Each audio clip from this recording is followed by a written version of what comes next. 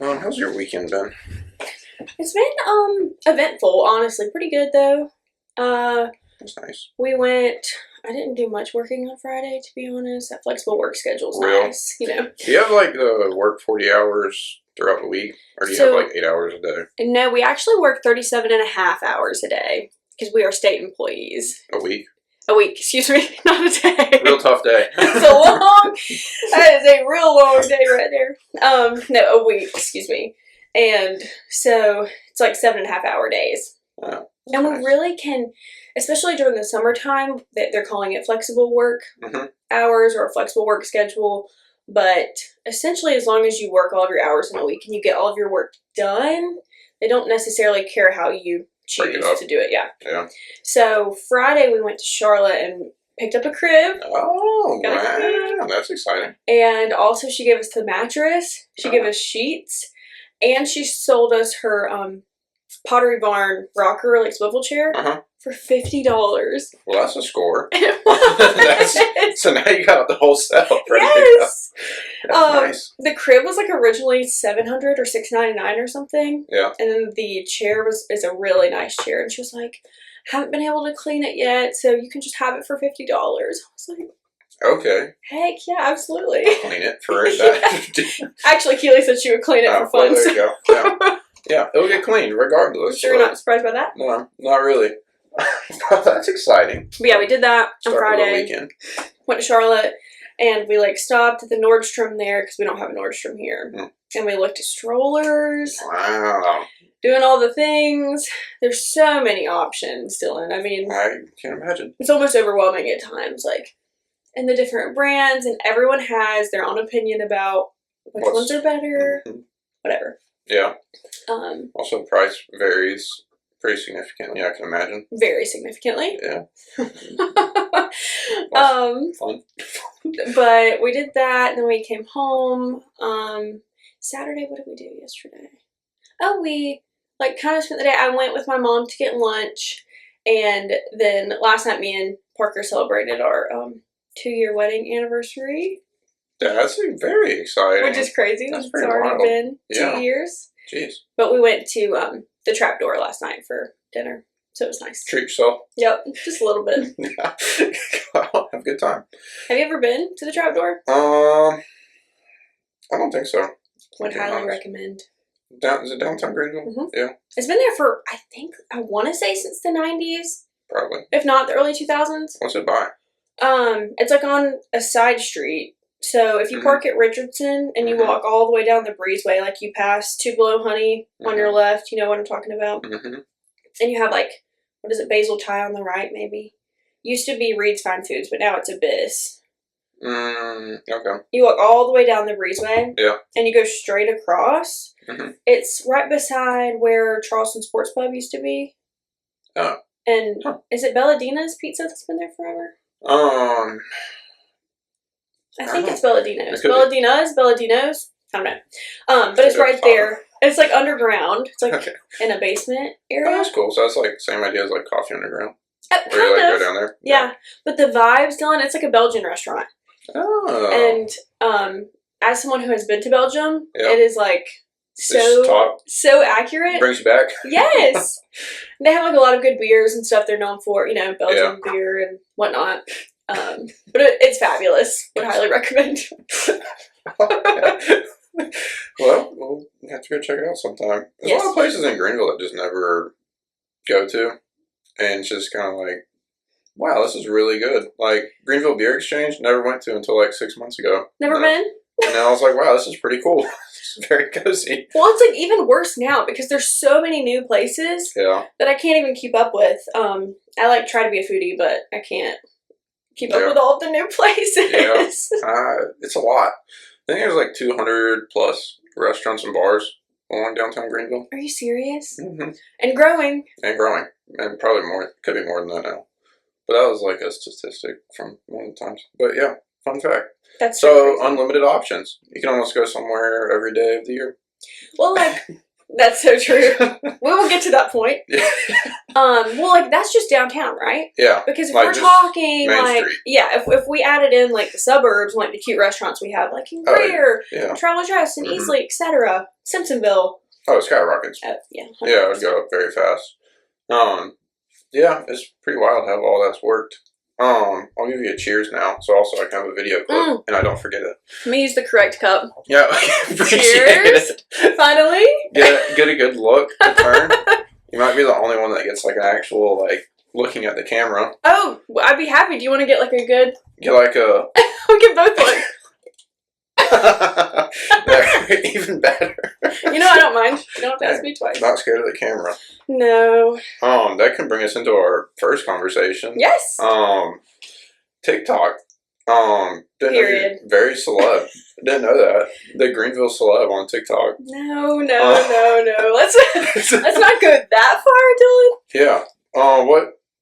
When did you first start getting into it? What's the vibe? What's going on with it? That's a great question. So I started it, I want to say, like around a year ago now. Yeah. So I had a career change, mm-hmm. and I left the teaching profession. And so I started posting a lot about like leaving teaching because I enjoyed watching content like that. Yeah. But then more so it kind of became like a creative outlet. Mm-hmm. So I just started posting like videos that I enjoyed watching. Yeah. So like a lot of like local things, like trying local restaurants. Yeah. And it just turned into like me going thrifting and like talking about the things that I like to do and enjoy. Yeah. I used to make some like day of the life of an ex-teacher videos, but I've kind of like transitioned out of that a little bit. Yeah. To try and keep my professional and personal life a little bit more separate these days. I just think that might be the better move. Yeah. I find that to be always like an interesting dilemma. Yeah. Kind of like what's the line between like, like these are two very different worlds, but also similar. Well, I've had to kind of navigate that a little bit. Like, what can I show? What can I not show? What can I discuss? What can I not discuss? Yeah. And, like, me and my manager, like, she knows that I make TikToks and stuff for fun. But we, like, talked about some of that. And, like, moving forward, I just kind of decided to not make them at work anymore. Yeah. Just to kind of separate. Like, she said it was fine. But I just didn't want to have to worry about anything like that. Mm-hmm. I did used to make some TikToks when I was still teaching, too. Yeah. And a lot of teachers were on, like, teacher talk, they like to call it. Yeah. And it can be really informative and, like, helpful to new teachers or people like me who are leaving the profession, Yeah. But, yeah, that's kind of how it started, was me making, like, videos about leaving teaching, being a teacher. Yeah. And now I just kind of, like, do it for fun, like, whatever I want to talk about. I like to show my outfits a lot. A lot of clothes. A lot of clothes. I love to thrift. Yeah. I like making videos about that. Yeah. I actually took Keely to thrift for clothes for the first time. She had never done so. Mm-hmm. And I made a video about Grand experience. So yeah, just like whatever I'm interested in, I think it's a nice creative outlet. So I think it is. I think social media is quite like it's a unique place because like it's documented for like as long as you have it there. Yeah. And it's saved. And it kind of gives like, I don't know, it's like an insight kind of into this person that you may know loosely or like be friends with. And it's like, oh, that's interesting that they're doing that. And also kind of see like how you've progressed over like a year. Yeah. And like what's changed. Definitely. So it's like an interesting like time storage for yourself. Exactly. Like, wow. Well, I feel the same way, and it's like you get to choose how much or how little you want to share, know. But also, I have found that so fun to be able. It literally is like a storage, like it's like a memory keepsake. Yeah, it is like a keepsake that you can look back and see how you've progressed and like all the things that you've done. Mm-hmm. Like since I started making TikToks for fun to now, like I have changed so much, like so many things in the past year. So it's so fun to like look back on. My part with like clothing, that's kind of interesting of like seeing your style like evolve. Yeah. Yeah. Change and like it's like, you probably have some that you're like, not wearing that again. No, totally. So, like, why would I wear that? Yeah. No, well, my style, first of all, my style is always evolving, like, constantly. You can ask my friends, too. Keely knows. Like, the way I dressed 3 years ago, I don't dress anything like that anymore, for the most part. Yeah. You know? Yeah. So, and that is, like, just, like, clothing and, like, styling myself is also a creative outlet for myself. So it's really fun to watch, like, how that evolves, too. Yeah. And also, now, I looked on your TikTok. So, I saw, like, the sauna that you went to in Greenville. Yeah. So, like, how did you start getting... Are you doing more things like that? Of where you kind of now have, like, a couple local people? Yeah. That you work or contract with or whatever? Yeah. So, I was doing them a lot more a few months ago, before I got pregnant. So, just, like, throwing that in there. We can talk about that later. Say that. We can come back to that one. We'll get back. But, no, like, since I don't even have that many, I have, like, 4,000 and some change followers. Mm-hmm. So, very, like, low-key. But, a lot of local businesses like, what do they call them? Micro-influencers? Or people with, like, some following, but, like, not too big of a following. Yeah. But I had a few local places, like the Sauna House in Greenville, reach out to me, usually just via TikTok, like, DMs. Sometimes I have my email in my bio, though, so some people will send me an email. Sure. I have, so I did that. That was super fun, and I actually was pregnant at the time and didn't know. Unfortunately, you're not supposed to do any of that when you're pregnant. Fun fact. Sauna, cold plunge. Would highly recommend to anyone interested, though. Yeah. Like, I will be doing it once I'm not pregnant. Yeah. Again. But, so yeah, like, they reach out to me. I've done, like, a small deal with, like, Hammocks. With a few, like, local restaurants in Greenville. Yeah. Sometimes they'll, like, provide a free meal for, like, in exchange for a video. Yeah. Or they'll, like, actually pay a little bit. But yeah, I've just done a few, I guess you can call it, like, contract work or brand deals. Yeah, not exactly sure what the correct term terminology would be for that. I'd like to do more, but I did kind of stop for a few months there because I was unwell. Just busy and well, you know, a few things going on. Other priorities came up. It's been kind of cool though, because I didn't expect to, since I don't have a big following, to like have people reach out, and the opportunities are cool. So it kind of shows, like, if I feel like if I were able to put more time and energy into it, like, the opportunities would be endless, you know? Yeah. Yeah. I mean, it seems like something that's pretty scalable. Like, considering on, like, your off time, it more, like, fits in naturally. Yeah. Of, like, filming content. Yeah, that's kind of, like, how I've tried to transition my content, not to where I'm, like, having to carve out all of this extra time, because, like, I work a full-time job. Yeah. You know? Right. And, like, filming and editing can take a lot of time. Yes. But, like, I'm sure you know. I'm sure you know. But, like, figuring out how to add it into your, like, day-to-day, I think is the way to do it. Yeah. And I think you kind of have a niche, like, where you have, like, perspective in Greenville of, like, a growing and, like, popular place. And it's, like, kind of going to the local spots and being a local, like, here. And it's also, like, I think it just kind of combines well. Of, like, you have a city that wants to grow and then looking for people to do it. So it kind of works out well to mesh together, you know? But I think it's also interesting of, like, your filming is really good. Like, thanks, you know? Like, it's so nice. And so I think it's, you know, it's very well made. Like, is that, like, did you work at it at all, or you just kind of, like, from being, you know, taking pictures all of your life? And no, you know, you can't get better at something unless you do it. And some of my videos that are probably still on there are very cringy, very embarrassing. But, like, that's what you have to do to get better at something. It's a learning experience. Exactly. So you just have to try. Like, I've had a few people actually ask me, like, how did you start making videos? I'm like, just talk like yourself, act like yourself, and, like, get comfortable in front of the camera. Yeah. And stop being embarrassed about what people from high school think. Yeah.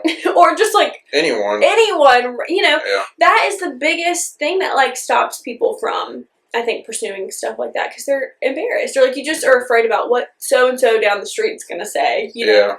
I think once I let that go, and like sometimes it'll creep back in, you know, it'll try to creep back in, and I'm like, no, like truly at the end of the day, who cares? And like if people are gonna hate on you for doing that, like that's their prerogative. Yeah. So I think like just practicing and not letting other people's negative opinions like bother you. Yeah, I think that's a big part of it. I think that it's getting used to like there's just a camera on, and it's like it's not. I don't know. You don't think about it at some point. Like it's just kind of like whatever. Like this, it took like doing a couple of them to be like, okay, I don't really like recognize that it's like being filmed now. Like like you don't even think about it anymore. No, it's just like we're having a conversation versus like you like if I have someone on, and it's like it's kind of apparent for like the first couple minutes where it's like they're trying to get used to it. Yeah. So I think that is a very big like hurdle to try to like jump over. It deters a lot of people, I think. Yeah. It's also nerve-wracking because, what are people gonna, like, is there something embarrassing I'm missing in this? Like, did I say something stupid or like... That's a good point, honestly, that we could talk about because, like, also, like, you have a digital footprint. We all have a digital footprint. And, like, if you put something out there, it's going to be out there. Yeah. And also, like, you do have to be careful what you say because sometimes, we all know you have a good heart and I have a good heart, but, like, sometimes we say things and, like, you don't realize, you say it in the wrong tone or the wrong way. So we do, I find myself, like, trying to be careful about that as well. Yeah. That's where, like, sarcasm's tough to, like... Yeah. I use the sarcasm a lot, too, so... Yeah, exactly. And it's just, it's like, all right, even though I know this person and, like, this is funny, it's, gonna sound not... How's it gonna come across? How's it gonna come across? At least, like, there is a video in both cases of, like, body language is in the video, True. And I don't think anyone's out at this point to go take text out and, like, clip you on Greenville News, No. I'm not, like, completely. But it's just kind of, like, it goes back to that borderline of, like, where's, like, this is a hobby, and then there's professional side of it. And it's like, okay, I don't want to sound like an idiot, like, as a professional, but it's not really the same. Are you feeling that right now, like, since you're kind of going into this new career and you have a podcast and, like, an online presence?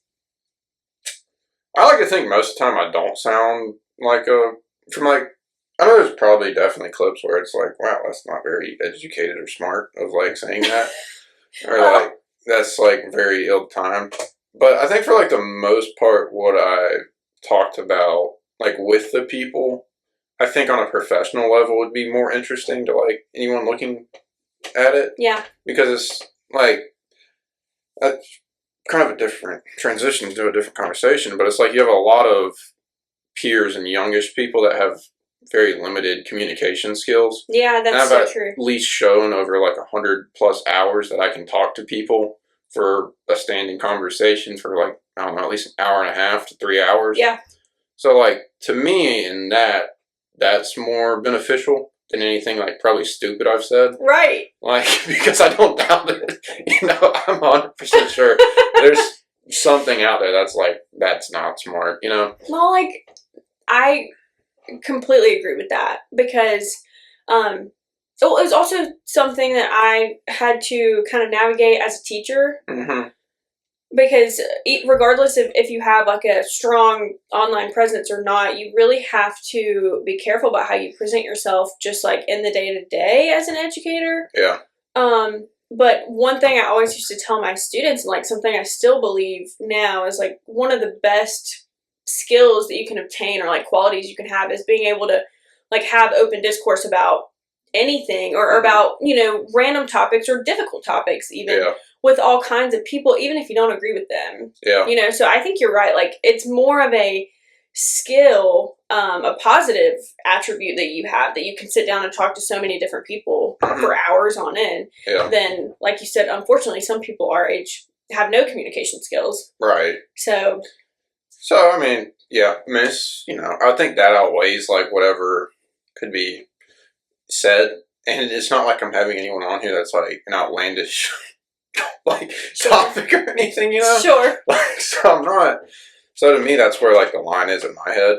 But I don't know. I mean, like, it's just kind of a thought that's there, you know. Like, it's not like this overlooming gloom. Because if it was, I wouldn't do it. Right. But it's something just you're always worried about. Yeah. Yeah. It's just kind of like every once in a while, it's like, did I say anything completely dumb? And it's like, you know. But at the end of the day, like, you do this because you're passionate about it and it makes you happy. And you have to have, like, the balance, the work-life balance, you know? Yeah. You have to do things that you're passionate about outside of work. Ideally, you're passionate about things inside of work, too.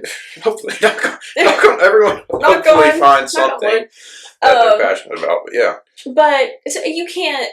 And I remind myself of that, too. Like, mine, I worry about a little bit more, my TikToks and stuff, because I do share things about my personal life. But you just have to find that line and figure out what works best for you. Yeah. And what you're willing to share and whatnot. Yeah. I think part of it's, like, you're having that conversation. Like, are you having this conversation, like, when me and Glenn the other day talked about, like, religion. Like, I didn't really plan to go down that road, but we did. Yeah. And I'm glad we did. Like, I'm happy we got to talk about that, because I think that's important for everyone to have a conversation about. But it's like, that's a sensitive topic to some people. To some people, yeah. Definitely. And not everyone agrees with every viewpoint, you know? And, like, that's fine. Like, I think if anyone watched every episode, you'd understand I'm pretty neutral in, like, most things and pretty accepting of, like, whatever you want to. Right, different beliefs, yeah, sure. If you want to believe in, like, the grasshopper fairy, whatever, cool, go for it. Like, you know, I'm curious to hear why you believe in that. Like, Let's talk about it. Let's talk about it. So, I think it's just sharing perspectives and meeting people where they're at, which doesn't always get done today. You know, like, you can either to be bipolar about issues, or you can try to be like, wow, that's interesting perspective on why you think about that. Yeah. So I don't know. I hope that shows through it. I don't know. People will take it however they want to at the end of the day. From an outsider's perspective, I think it comes off that way. Thank you, Madison. Appreciate it. You know, it might be a little biased, as you are my friend. But I think so. We'll clip that part out. No, I'm not biased at all. I've never met you before today. Yeah. You know? Nope, first time. But yeah. But I think what's kind of I was going to get to is, I think the first thing you said of this being an outlet, I think this is like a very cool hobby that people have now, of like, it didn't really exist before. No, not in the same way. No. Yeah. And I think, like, that's the advantage of it. I think it's kind of like, I don't know, it's nice to know, like, on this day I'm taking, I don't know, an hour or two out of, like, to just sit down and talk with someone. And I'm not, like, going to be on my phone. I'm not going to be on my laptop. I'm not really going to be thinking about anything outside of what I'm doing. And so it's nice to have, like, that time for this. Yeah. And I'm sure you have some of that with, like, your content that you're filming, of, like, you're not thinking about, like, what is at work? What is the groceries? Or, like, whatever, you know? Yeah. Like, I think that's a very cool part of doing all of this. It takes the outside noise away a little bit that we all experience all the time. Yeah. And this specifically, I think, is wonderful because, like, we all, and speaking for myself as well, like, we are so glued to our phones. And it's so nice just to be able to have a conversation with somebody and not be, like, checking your phone 24/7 and worried about XYZ.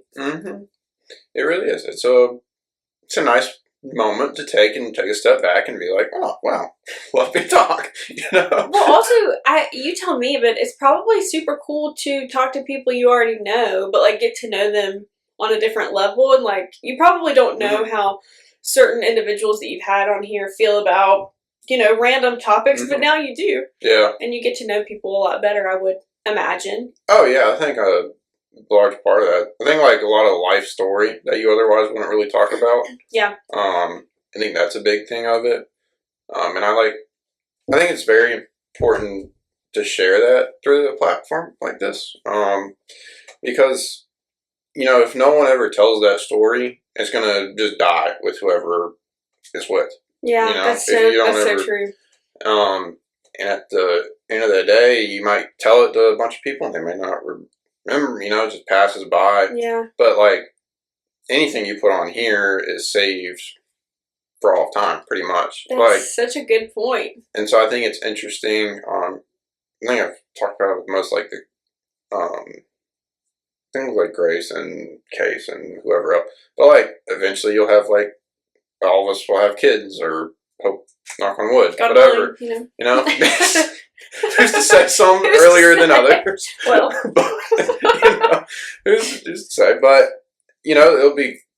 I think it would be interesting at their point to see like their parents and talking like having like that time to like watch them talk about their life at that moment in time, where it's not like, oh, my dad's 50, he was never 20, like you don't really register anything from your parents. So I think it's interesting in that perspective of like being able to pass it down, of like eventually hopefully they'll watch it or it gets saved to AI and AI gives them a summary, but whatever. Spark Notes version. No, I think it's so valuable to be able to look back on things like that, because think about how many things in your life have passed by and like there's nothing documented. Yeah. And like there's a beauty in that too, of like you only having it like via memory, but like memories fade. So I think it'll be super cool to look back on and always be able to rewatch the conversation you had with so and so and be like, oh my gosh, like you'll never forget some of those whatever valuable piece of information they gave you that day. Yeah, so, certainly. And you can show your kids too. Yeah, God willing. Yeah. So it's interesting. Yeah, knock on wood. It's cool on multi levels. I'm glad to like keep doing this. I am going back to you. Okay. What is your TikTok like ideas come from? Like, do you set up and have like a not a vision board, but like an idea kind of design? Do you sit down and look through it, or is it just kind of like spur of the moment? That's a great question. I would love to say yes, Dylan. I sit down weekly and have a vision of exactly what I want to film and where I want to film and when. But not at all. That's just not how my brain works. Yeah. I'm a very type B type of person, type of gal. And so I really just like film as ideas come to me, and when I have the time to do so also. But what I've been trying to do is like not plan it out so much, because when you make something feel like a job, I feel like it takes some of the fun out of it, in a way, not always. But I find if I just kind of film spur of the moment things that I'm passionate about or something I just want to talk about, even if it's like silly and not super serious, I think that's how I do it. It's just spur of the moment is how I do it. Now, some people have become super successful on TikTok and other platforms because they do have like a formula almost. Yeah, it's kind of like an elaborate video of like this is exactly right, but it kind of falls into like robotic almost, of like it's kind of scripted. In a sense. To have a playbook almost, you know, like you need to do X, Y, Z to achieve whatever. Yeah. But that's not, it's really not my style. I'm more of a go with the flow type of gal. Just see where it takes me. That's fine. So, which maybe if I had more of a formula, more of a playbook, I would have stayed more consistent over the last few months when I wasn't feeling super well. Maybe that would be a benefit to doing things that way. Yeah. But not really how I do things most of the time. Yeah. I guess that kind of provides a transition of like, are you now going to go into like pregnancy talk, and what is are you going to start transitioning into different content region? Well, as I do film things just like about my life, I do think that will kind of take me into, as I'm entering a new chapter, of course, I think it just opens like a new community and a different avenue, if you will. Yeah. And like, yes, some of the people that follow me might not be interested in that, and like that's okay. You know, that is totally fine. But again, I'm just kind of documenting what I'm experiencing. So yes, I assume I will continue to make pregnancy TikToks, if you will. But I think it's like super relatable for people going through similar things. Yeah. And I enjoy watching TikToks about pregnancy and different phases of pregnancy and like symptoms and like how you're dealing with XYZ and how to prepare and stuff like that. So I think all of my content caters to a specific type of person, but it might not cater to all of my followers, if that makes sense. Yeah. Because they probably follow me for different things, for Greenville videos, for clothing videos, etc. So yeah, you can't please everyone at once. No. Not very possible. Curiosity. Do you plan to like post your baby on like TikTok, or like are you gonna keep them off like your social media platforms? Like, have you thought about that at all? On like what you're gonna do? That's it. I have thought about it. That's a big topic, honestly. Yeah. I think I might feel differently about it if I had a bigger following. Although, like, it would be great if one day I had more of a following, you know. But I don't know yet. I haven't really figured that out. Again, as I said, I am more of a go with the flow type of gal. I have always been that way. I always kind of just like figure out things as they come. But I think I will post the baby like to a certain extent. But you also really have to worry about like other people out there, and like again, once you post something, like it's always going to be out there. So I might change my mind once I have the baby. So I don't know yet. I don't have an answer. I feel like it's a tricky one. Some people feel really strongly about not posting your children, which I completely understand. Yeah, I understand, because there's just weird people in the world, unfortunately, that, you know, but at the same time, it's kind of like, I don't know. I don't know what we would do either on that. I don't know what the right answer is to that. Well, there's probably not one. Like normal parenting, there's just no completely clear answer of how to do it. Well, it's subjective, you know, and like it's gonna be like the biggest part of my life. So like, do I want to show and like maybe show some of it, but like don't show her face, or like you know, there's a balance, and everyone finds their own balance of that. But it's like there again, like a lot of people that do know me personally follow me on these things, and like I'm fine with them seeing this stuff, but it's like you can't really pick and choose. So I don't know. Maybe I'll get back to you on that once I am actually a mother. Is your Instagram public or is it private for? So it was private for the longest when I was teaching. Oh, okay. For obvious reasons. Yeah, that makes sense. If you are not aware, high schoolers are constantly looking up their teachers and want to know any and everything about your personal life. So that was a big line I had to draw with my Instagram, at least. But now that I'm not teaching anymore, it is public now. See, it's almost like like my Instagram, I don't think I'll ever change it from private. And there's only like 200, I don't know, 200, 300 people on there that like follow. Like you just keep it strictly like people you actually know. Yeah. Like that's it. And so I don't really care like but I also don't use it. So there's nothing like on there. But I don't think I'd ever change that, because it's like I don't really want anyone like on to follow it, you know? That you don't actually know. Instagram's so different, I feel like, of a platform compared to TikTok or you know, YouTube or whatever it is. Because and that's like why I don't post a lot of my TikToks on Instagram. Instagram just feels more personal. Like everyone that you've ever known. Like I've had the same Instagram since I was like in 7th grade. You know? So it's just not the same type of platform. So I get you like you just not wanting to change that. To me it's kinda like Instagram used as like a second hand. Like I have like an account for like this that like I'll post things on. But I don't know. I mean, that's like it. And that one's public, right? I would assume, that one's public.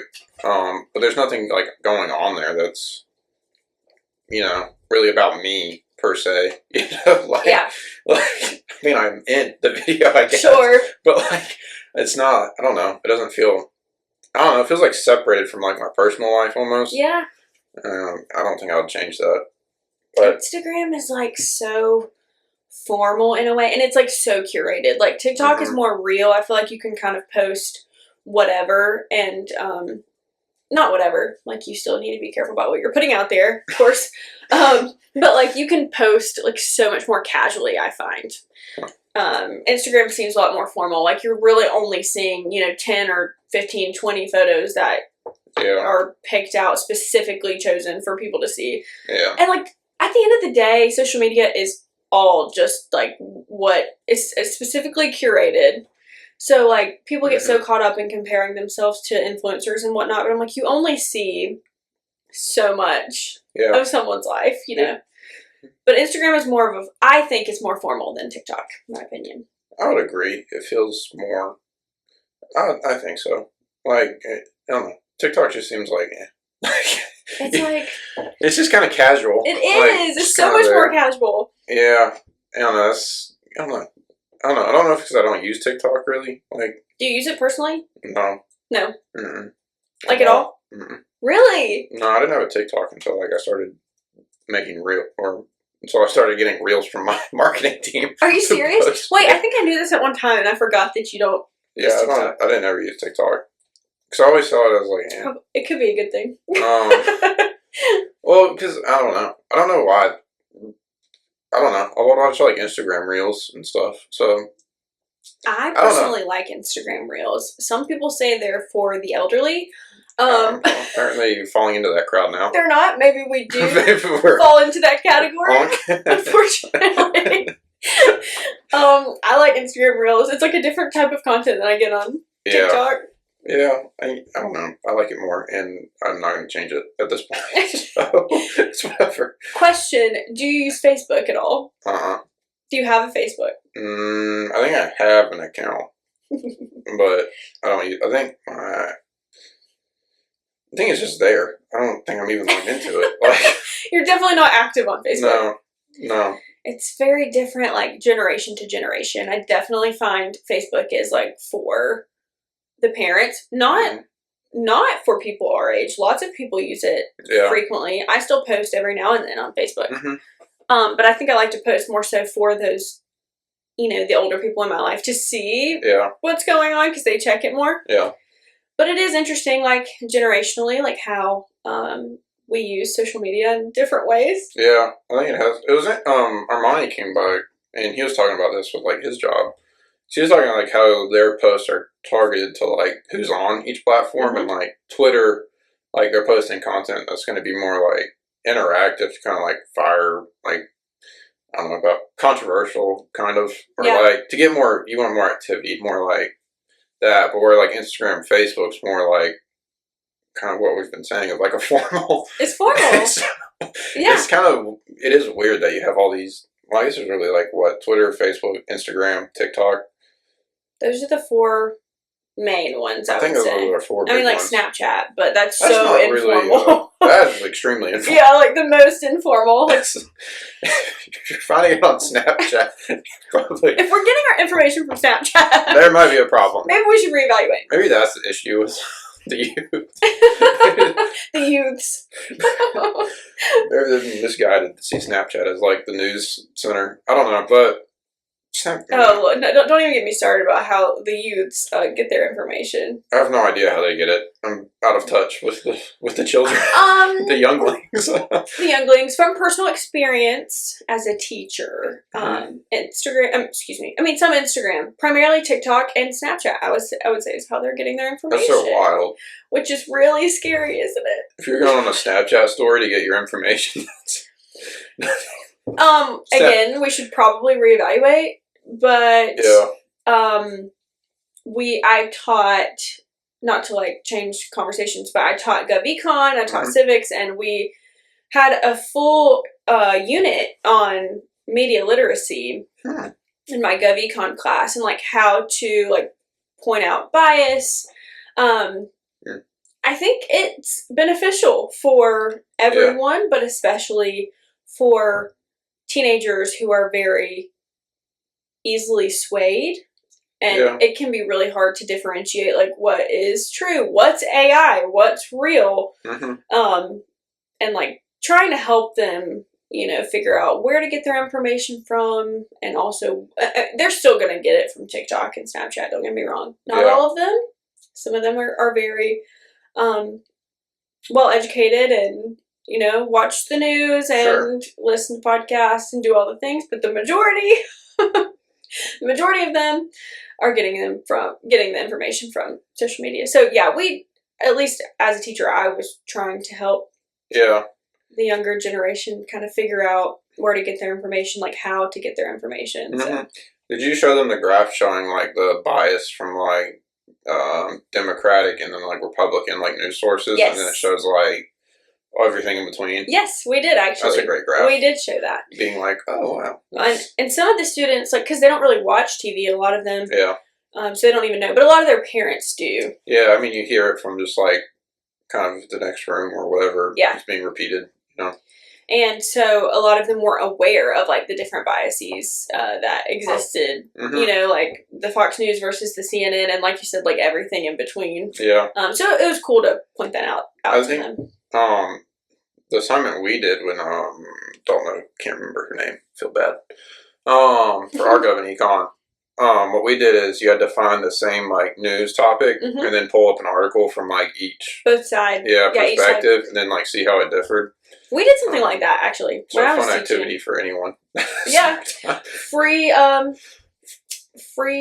course content, free lesson plan. That's the word I was thinking of. Sure. Free lesson plan out there for whoever government teachers. Yeah, but it is pretty astonishing. I'm like, you'll take the same idea. I don't remember. I think it was Ukraine. Nope, that could not be right. You're like, what was I learning about at that time? Well, it was like 2 weeks before COVID dismissed us for the rest of the year. So I can't remember what was actually happening then. I don't know if it was Were you talking about the upcoming election? I can't remember. Were you talking about pre-COVID things? I think it was something Middle East. Okay. If I had to narrow it down. I'm trying to think about what was happening at that time. Couldn't tell you. It seems like a lifetime ago. A lot has happened since then. Yeah. No, I just remember that class because like that was our last class. And I remember Toby talked about the COVID virus, and like you had to do like a news article every week, and his was on the coronavirus, and they were like, "Oh, no problem, like that's fine, it's over there." Oh right, nothing to worry about. Gonna be an issue. No worries, guys. Yeah. That did not age well at all. Yeah, and so that's really the only reason that class sticks out so vividly in my mind. Yeah, it's because we talked about it like literally, and we're just like, okay, whatever. Yeah. Sorry, we really kind of switched topics there, talking about different social media platforms too. That's the fun part of this. You just bounce wherever you go. Bounce wherever the wind takes you. Yeah, it's just like your TikToks. You just go whatever you're feeling. It's whatever. It's whatever. Yeah. Yeah, so all very interesting. When do you think, going back to the child, yes. So it's like social media and stuff. I know like posting haven't decided, but like have y'all talked about when they would get like a phone and like an account or like for those things? Because also very polarizing conversation. Yeah, can be very controversial. Yeah. Again, don't have any sort of idea, but we of course have talked about like what kind of parents we want to be and like hope to be. Right. I would love to not give my child a phone until she's like, 13, 14, 15, however old. Mm-hmm. But things are so different these days, so I don't know. Yeah. I would like to shield her from certain things for as long as possible while also still exposing her to important things at the same time. Yeah. It's like you don't want to shield too much because then, like, we know, like, unfortunately, I mean, this is a stereotype, but sometimes what happens to children that are shielded and then they, like, completely, like, hit the wall and go crazy and, like, it's like, how do we find that balance? It's like gradual exposure. Yeah. So I don't know yet, and luckily we have a lot of time to kind of figure that out. Yeah. I do know I do not want her to be an iPad kid, if at all possible. That's true. I'm really thinking about getting like a DS when the time comes. Yeah. I feel like that's totally. I'm like, is it okay to give her like the things that we had growing up? Yeah. Like the technology that we had available to us, because like we watch TV and like we watch movies, like so it's hard to say, and I don't know yet because I'm not a parent yet. Yeah. But we definitely would like to have a child that plays outside and enjoys the little things and like knows how to function with being bored and doesn't always have access to a screen. Yeah. And those are things I would like to prioritize as a parent. But again, I'll have to get back to you on how that actually goes. Like once we have her and like as she gets older. So yeah. I mean, I feel like it's difficult with like the phones are kind of challenging because now like every kid has one or like access to talk to each other, and that's like a necessity part of it. Kind of because you don't want to cut them off from like your friends. Right, like socially, you don't want to exclude them either. So how do you, like, what's the best thing to do? I don't know. No one's ever given me an answer that I. It's like that's the one. That's the perfect balance right there. I know that's shocking. I think we're all just trying to figure it out, and that's proof. I don't think there is any perfect answer. To me, it's like the only thing that I stand very strongly against is like Snapchat. I'm like, you should not have until later in life. Instagram, I feel like now there's kind of parent like controls on there that you could at least like set it. Because I don't really think you should have a public account at like 13 or 14 to be like it's just there's too many odd things in the world to deal with that. So I think like the other thing is like now more guardrails that are in place have been set up in place because of like I don't know everything our generation I guess went and kind of experienced like firsthand, and that's kind of what I fall on is like I think when it gets there at least you would be more in touch with like what's possible to like limit things, whereas is like I feel like how our parents didn't necessarily know everything was so new to them. Yeah, like you didn't have Facebook until mid 2008 or something like that. Yeah, and I mean Facebook really wasn't. Maybe earlier, maybe 2004. Well, it could have been earlier, but it wasn't like what it was. Until later on. So I think it's I don't know. I mean, certainly then there's going to be things that we have no idea about. Right, it's going to change so much by then too. Yeah. So I don't think there is a perfect answer to that, but like exposing. But I know what a Wii is. Tell you that. We know about the DS. We know about the Wii, PlayStations, etc. No, I think like not we all, not speaking collectively for like our generation, but I think it would be great to like find a balance of like exposing them to enough and like making sure they're socially, like relevant. Like you don't want to exclude them from things and from their peers, but while also making sure they're not exposed to like outrageous things. Yeah. We were, I feel like, exposed to outrageous things. Yeah. Because like a lot of those shields weren't available or like our parents didn't really know. Yeah, I'd say it was a mixture of that. I'll tell you a lot of it wasn't available. And then also no one knew to like even ask like the question or to be like, hey, maybe you shouldn't like have access to that. Yeah. Yeah. Well, now we know. Like, we know what's out there and, like, how crazy the internet can be. So it's, like, how do we, like, knowing what we know, how do we translate that into being parents, into adulthood, into being parents? Like, I think we just all have to figure it out. Yeah, maybe just give, like, technology from 2000 to 2010. That's all you can get an iPhone 4. Or you just get a flip phone. Flip phone does not seem like the worst idea purely to communicate with your friends and family if you absolutely have to. Yeah. Parker right now is like going through this phase where he's obsessed with like collecting movies and like VHS, like DVDs and VHS tapes and stuff. And we don't even have a VHS player, No problem. But he's working on getting all of those things, and he's like, we can like let her kind of grow up the way that we grew up. I think it's nice to have that. So otherwise, like, you go on Netflix and you have, like, a kid's account. Yeah. But that's only, like, the kid has to actually press, like, that account, you know? Versus, like, a VHS tape or a DVD is what it is. There's not really any screwing it up. You only have what's physically available to you. Yeah. Man, that's not... not the worst idea that's been tossed on the board, you know? I think that, like, he's going into this era, and, like, he has lots of different hobbies. Yeah. And I think it's nice, like, he could have much worse hobbies, you know? Certainly.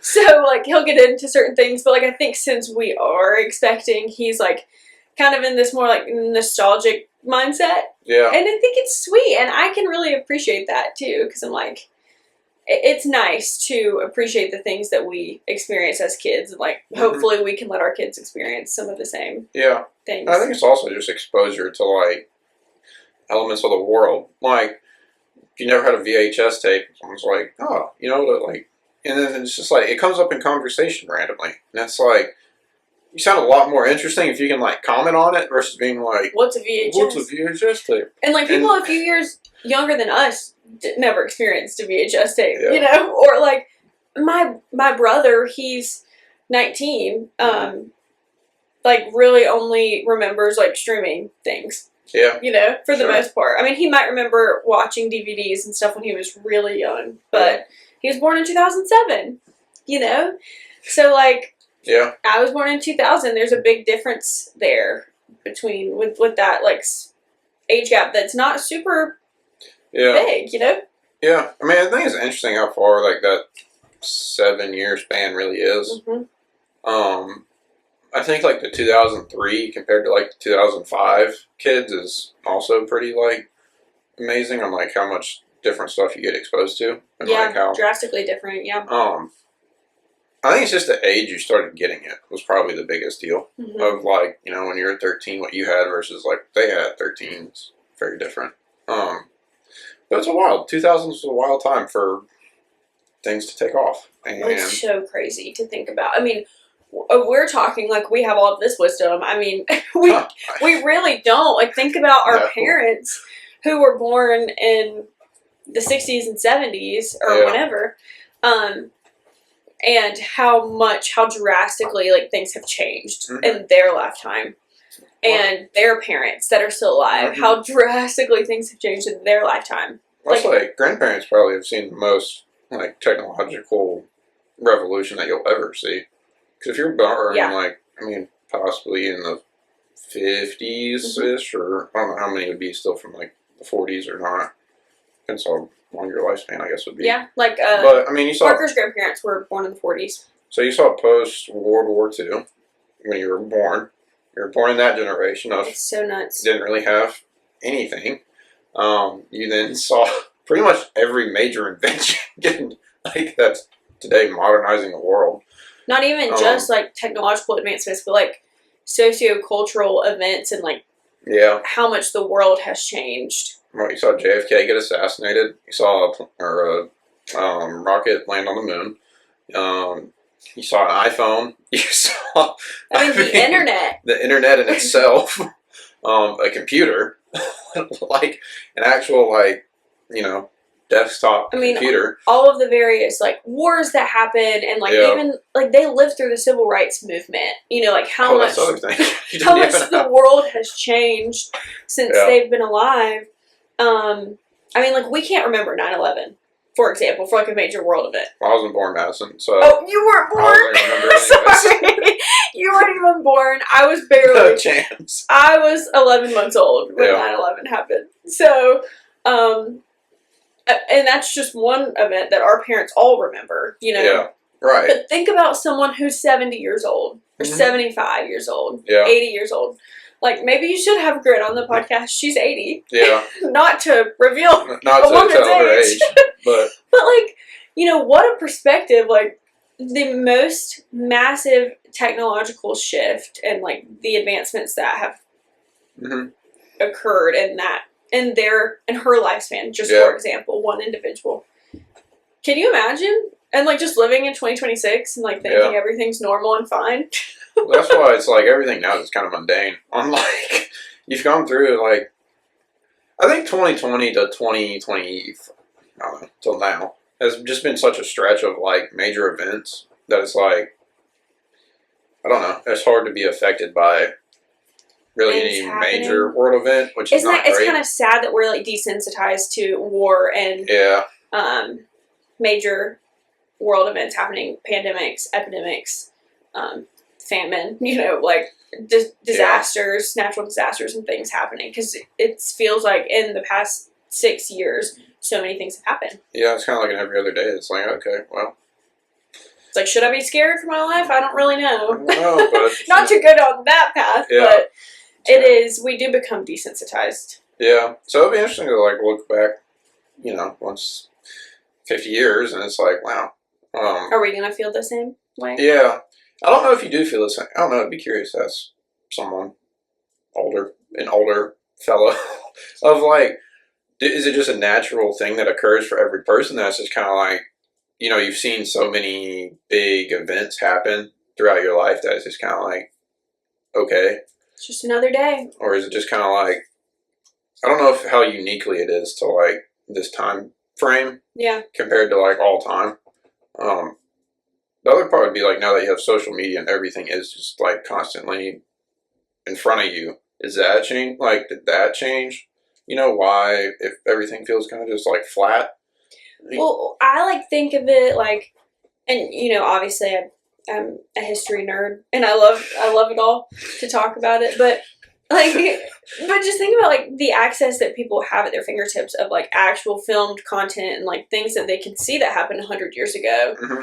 And like they'll have access to that. Like we read about things in the history books, but we even still have like access to viewing things that were filmed like during World War II. Yeah. And that was major to Mm-hmm. To have access to things like that. And so like how will we feel when we're super old, and like how will history be taught? And it's interesting. I think it'll be very interesting during our lifespan to see how it progresses and changes. But I think it will be different for us though versus like our parents or their parents, because things have changed so astronomically.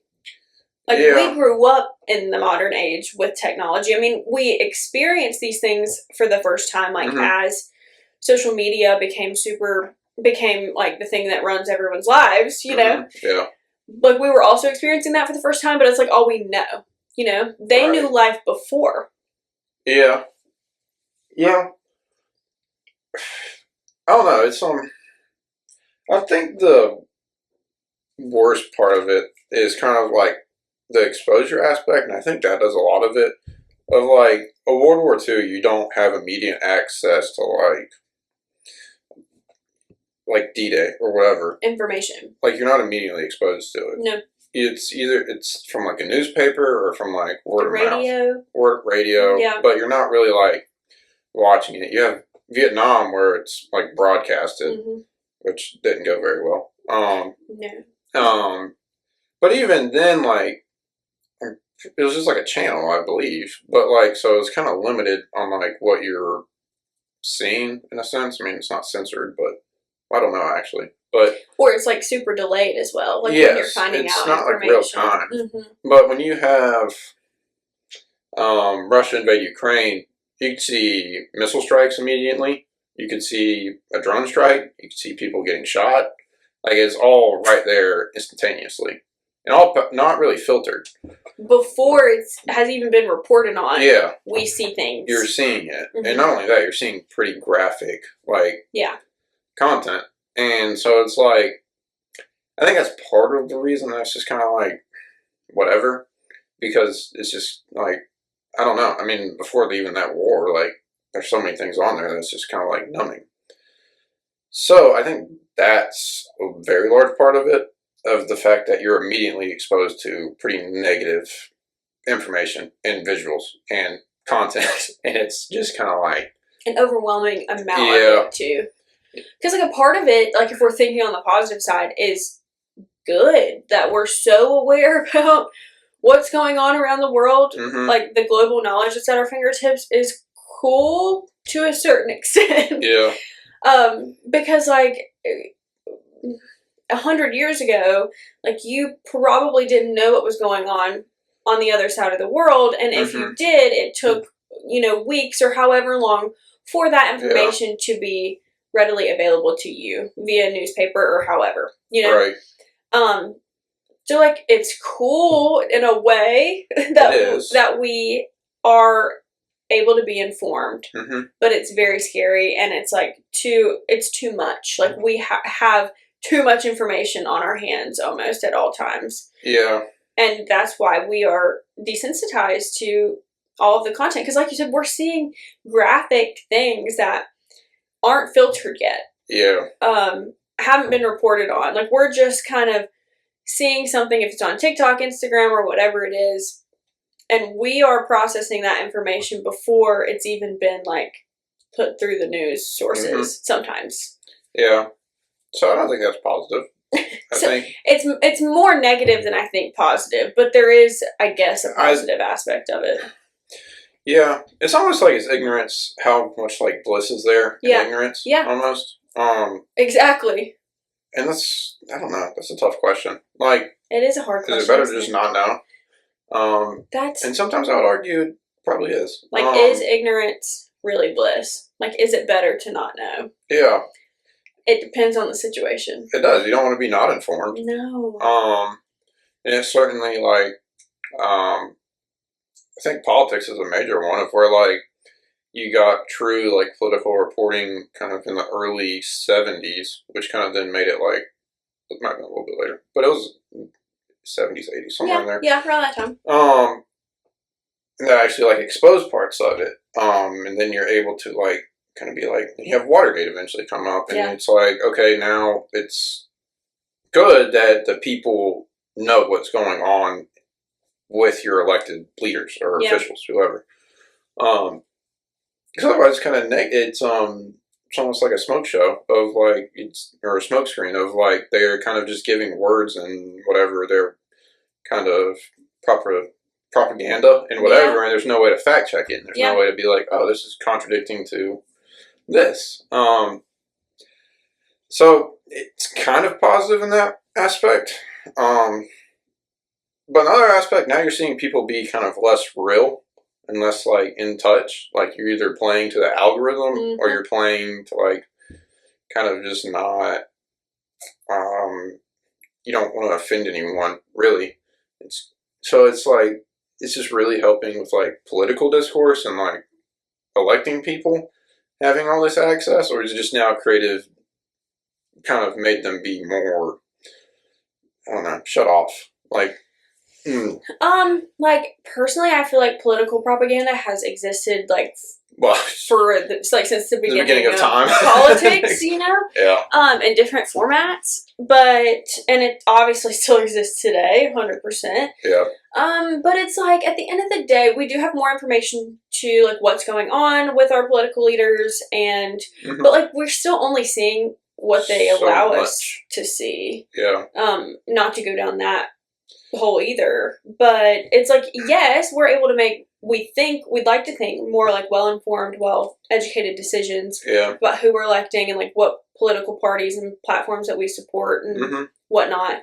But it is like they're censoring themselves and individuals too about like what we actually are able to know, like what we're supposed to know. And well, it kind of falls into, you wouldn't have the bias chart of news sources if it wasn't like for a reason. So I don't know. It's a very I don't know. At this point, you can't turn it off. You can't go back. And then sometimes we do know too much. Yeah. And like, is it better to know too much or to not know? I don't know. There'd be something great about just getting like a newspaper on your Sunday, and is what it is. Like I don't care about whatever else is going on for the rest of the week. Yeah.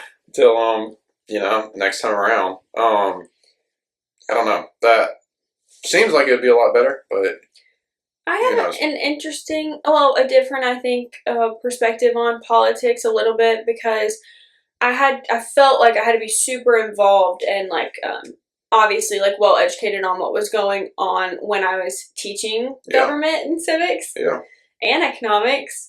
Almost to the point where I like, it was exhausting, like to keep up with it at that level. And like some people do it for work and like they have to know, and like some people just like, you want to be well informed, right, to a certain extent. But it felt a little bit like now, not being in that role anymore, I don't have to be so involved as I was, and it's kind of nice.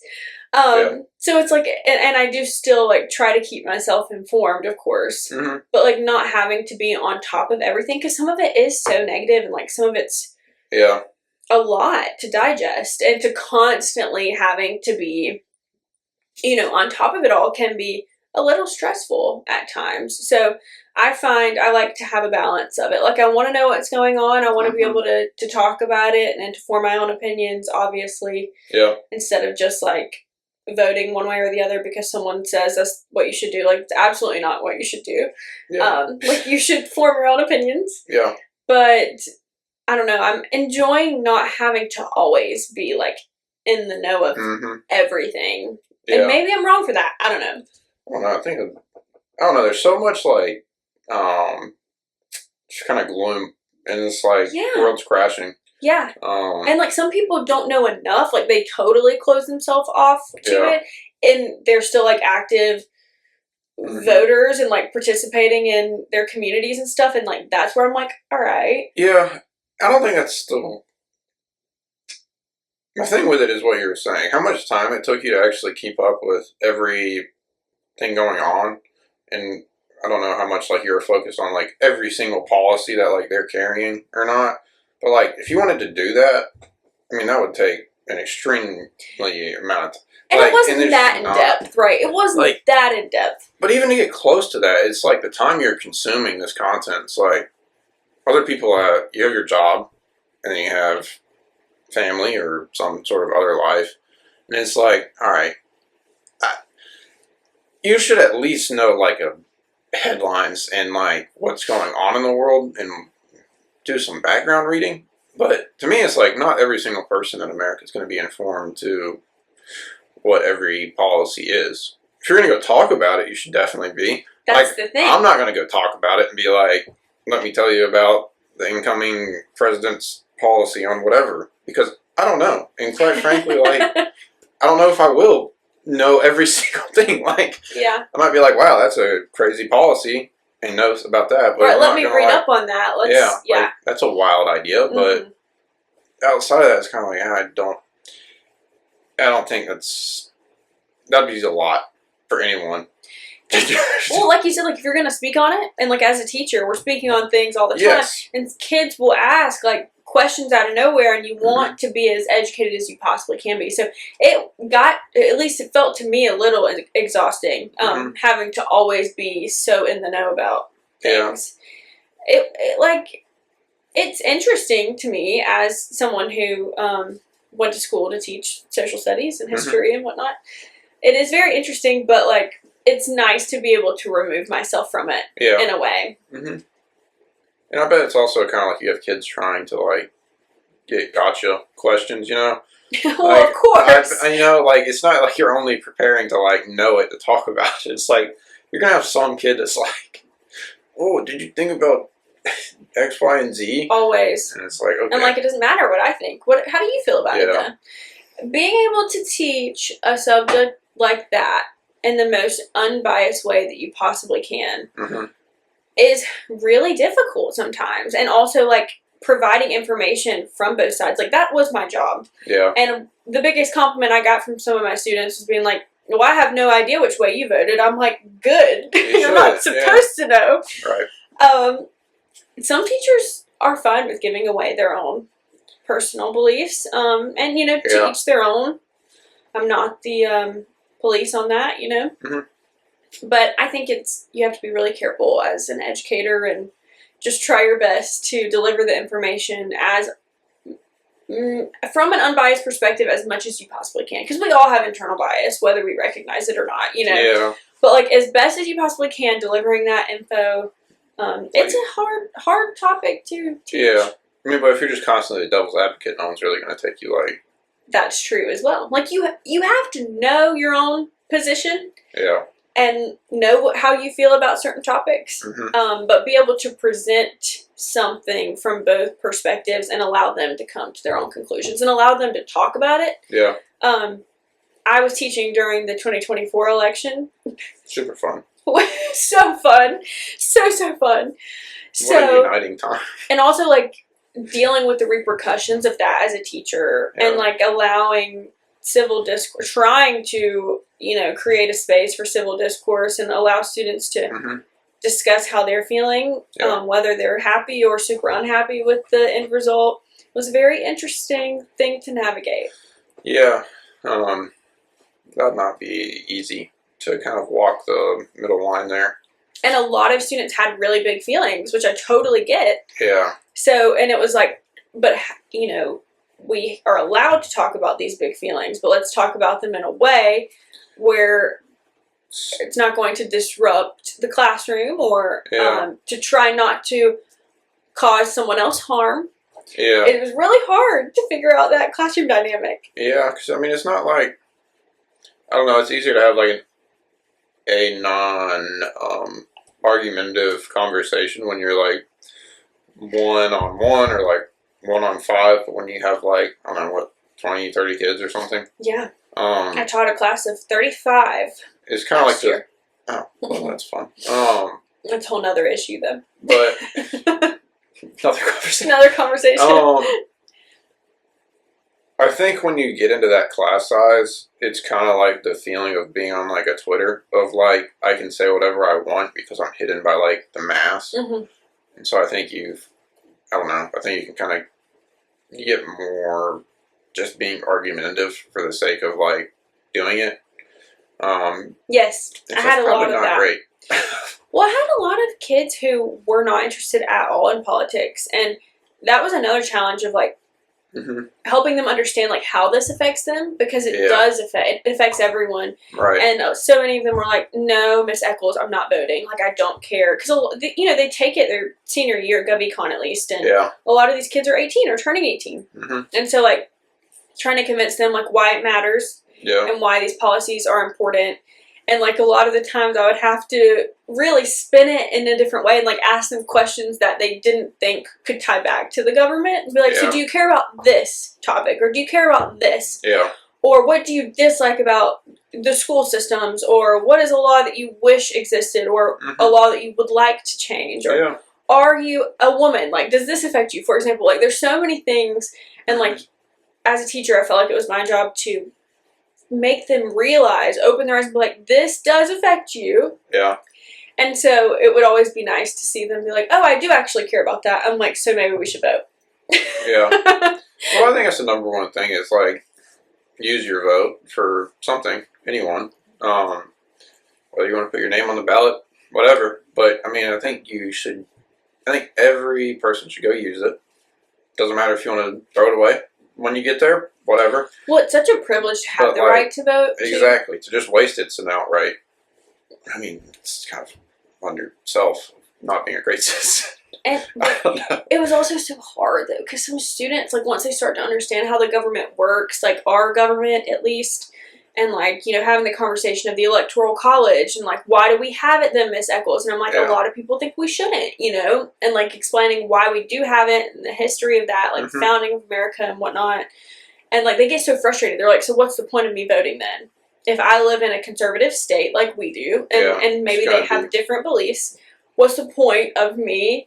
It's like a wasted vote. And so it's hard. I mean, speaking to, all teachers out there know, whether they're teaching that subject or something else or whatever, like convincing students that something is important and that they can make a change even if they're not seeing a direct result that they are hoping for out of them voting can be challenging too. Well, results also take time. Yeah. That's the other challenge. At 17, I don't know, you're really like,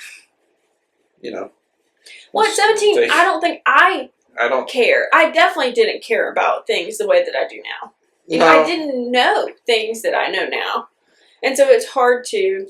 Yeah, I think that's where it's like the best job is to just give them an interest in, like, whatever topic.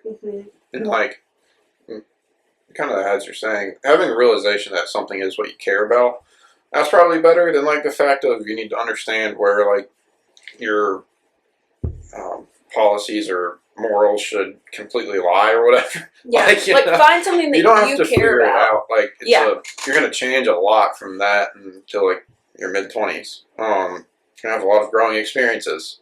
where your views might change and develop, or they might stay the same. But at least, like, understanding that if you have an interest in something, that you should probably, like, find a way to participate, which voting's, like, almost the easiest one to do. So you register and just go do it.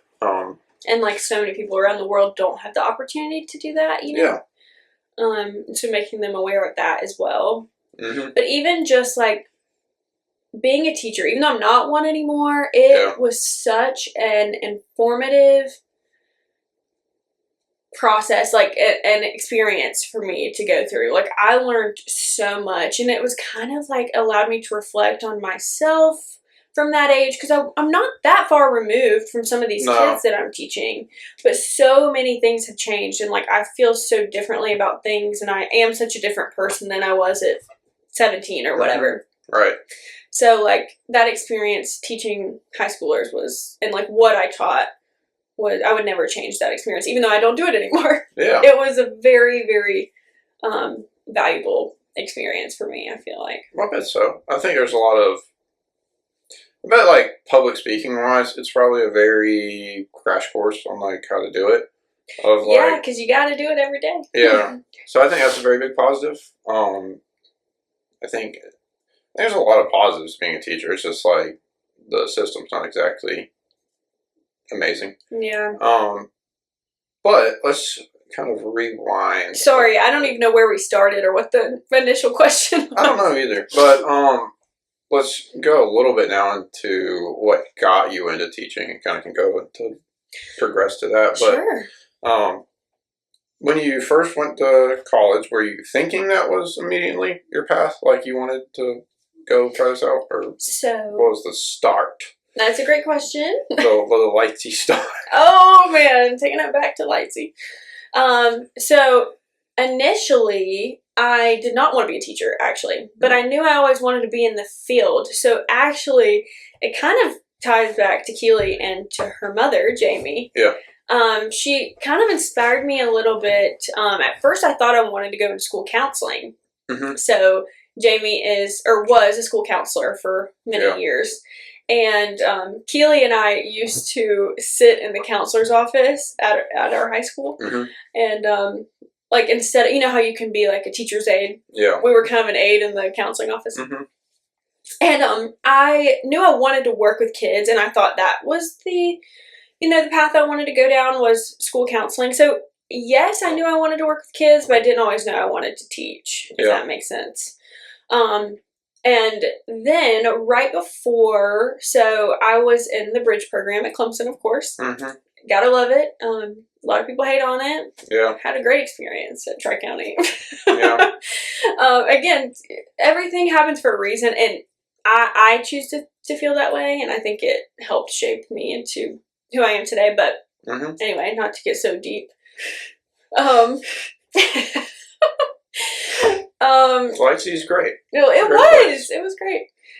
So, right before we started our freshman year, I don't know what changed in me. I think I realized the passion that I have for learning about history. Mm-hmm. And I also thought, like, from a more practical perspective, I was going to major in psychology, and you have to have a master's degree to work as a school counselor.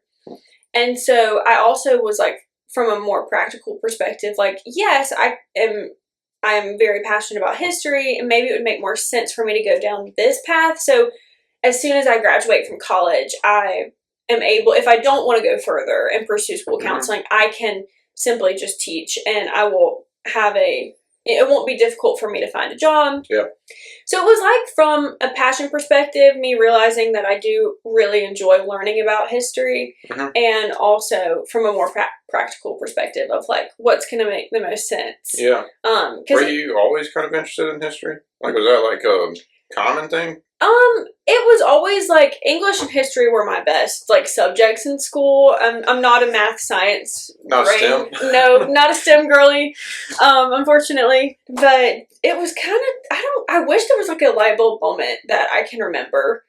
Okay, like, if I have to go back and think of, like, a teacher that influenced me to do that, you did not go to our middle school, unfortunately, Dylan, but good old Northwest. Yeah. But we had most people that went to middle school with me will remember him. We had a social studies teacher in 6th grade. His name was Mr. Kreisman. Mm-hmm. He had long hair, was the coolest guy. And I always found myself really enjoying my history classes. And he really kind of was the first, that was one of, I guess, the first history class I took, outside of elementary school. Yeah. That was in 6th grade. And just such a positive experience inside the classroom. Mm-hmm. And, you always remember those teachers that left an impact on you. Yeah. I hope some students feel that way about me. But, I hope so. But, I don't know what it was during that summer between graduating from high school and, like, going into college, something that clicked where I was like, why didn't I think to just go into teaching initially as it is? So, like, from a passion perspective and a practical perspective, I did get a lot of comments like, why in the world would you teach high school? Like, you seem like you would teach elementary school. I got a ton of comments like, you won't be able to handle it, and they will run all over you as a high school teacher, which I don't appreciate those comments, by the way. Just gonna put that out there. Same. Yeah. I felt like I was definitely capable of teaching high school, and I did, even though, like, I'm not doing it. I definitely was capable of doing so. Mm-hmm. But, no, I didn't always know that I was going to be a teacher, but I always knew I wanted to help kids. Mm-hmm. And I was always passionate about. Yeah. I think my biggest strength is, like, interpersonal relationships and communication. Mm-hmm. And those are still my biggest strengths to this day, I think. Yeah. So, going into college, I knew I wanted to do that, but it kind of just changed a little bit. Yeah. And so went through college. I changed it right before we started. So I had the same major all of college, technically. Oh, I applied to Clemson under psychology. Yeah. But having just a psych degree can be very difficult. Like, almost most people have a plan, like, either I'm going to go to grad school or do something else. Mm-hmm. So I just decided to go down the teaching path, and I knew I wanted to get a graduate degree in something, but I wasn't exactly sure what that was going to look like. Yeah. Whether that was going to be in education or outside of education. Mm-hmm. Because once I started doing my student teaching, I think I realized how difficult teaching can be and how much it can affect your, like, mental health and things like that. Yeah. What was you started teaching at Wade Hampton? Yeah, that was where I did my student teaching. That was like your senior year of college? Yeah. For like the whole year? Yeah, so the first part of the year, like the fall semester, you only go once or twice a week. Mm-hmm. And then the second half is every day, like regular student teaching. What was that first, like, classroom, like when you first walked in there and had to teach your own class? Was that like when I was by myself or when I was still student teaching? I'd say probably when you're by yourself. I feel like that's more of a interesting thing to walk into. Well, the biggest difference, so, like, it still was it was terrifying. Like, yeah. I taught GovEcon during my student teaching at Hampton under a teacher named Mr. Barstow. He was super kind and helpful, and helped me prepare a lot for teaching. But nothing ever prepares you until you are in the classroom. You have no idea what it's like until you are thrown in front of a group of 25 to 35 students or however many. Mm-hmm. I mean, and I had classes, I think we had as little as like 9 students in one class, which is also super weird dynamic, teaching to only 9 students versus like 30. Yeah. But what was interesting about going from teaching under another teacher versus having my own classroom was when I had him in the classroom with me, I was just learning how to teach for the first time, like how to deliver information to students in a way where they can, like, receive it, how to meet each student where they're at, like how to help them individually. Yeah. But when you're in your own classroom, you have to deal with the behavior aspect of it too. Mm-hmm. And that was the most difficult part for me to figure out. Like, I knew I could teach the students effectively. Yeah. And I was big on just, like, creating a classroom environment that felt comfortable and, like, they came in there, like, not hating their lives every day and felt good to learn, you know. And just dealing with the behavior on my own was really difficult, I found. And maybe some of that was being a 22-year-old female in a classroom full of high schoolers too. Yeah. You have to earn their respect. They do not respect you initially. So I got a lot of advice from, older teachers saying, like, you don't smile at them until Christmas and you can't be nice to them the whole first semester, but that's just not me. Yeah. And, like, my biggest strength, like I said, is, like, creating, like, relationships with people and, like, getting to know my students. And but you have to find that balance of, like, you are the one in charge. Mm-hmm. These are the rules, and there are consequences to your actions. Yeah. And, like, I will respect you if you respect me. Like, you have to really set down the foundation of rules and, like, stick to following through with your consequences on things. Because if you don't, you have no classroom management, and, like, your class will behave like a bunch of crazy people. So, just, like, figuring out how to manage a classroom and behavior more so than the teaching part of it all. Teaching is difficult, too. Like, trying to engage your students in something that a lot of them could give a rip about. Yeah. Yeah. That's hard, too, but that's not the hardest part, in my opinion. Mm-hmm. And grading and meetings and all the extra stuff, that's hard and that's not super fun. Excuse me. But, the classroom management and behavior was the hardest part. Yeah, I would imagine that's like, I feel like that would probably be like what divides kind of people from staying in the profession and like leaving. Because like,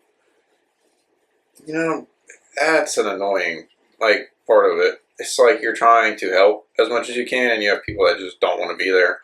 You have people that are just like kind of acting out. And it's all like for fair, everyone was a teenager, and everyone can understand why they're doing it. Yeah. Like, it's not... But it is just, like, more complications on you of, like...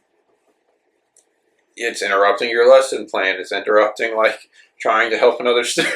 It's just a lot. When you're trying to meet every single student where they're at, and they're all at different places at all times, and they all have different home lives and different backgrounds, and 5 of them don't speak English, and 10 or 15 of them have IEPs or 504s and have specific needs that need to be met.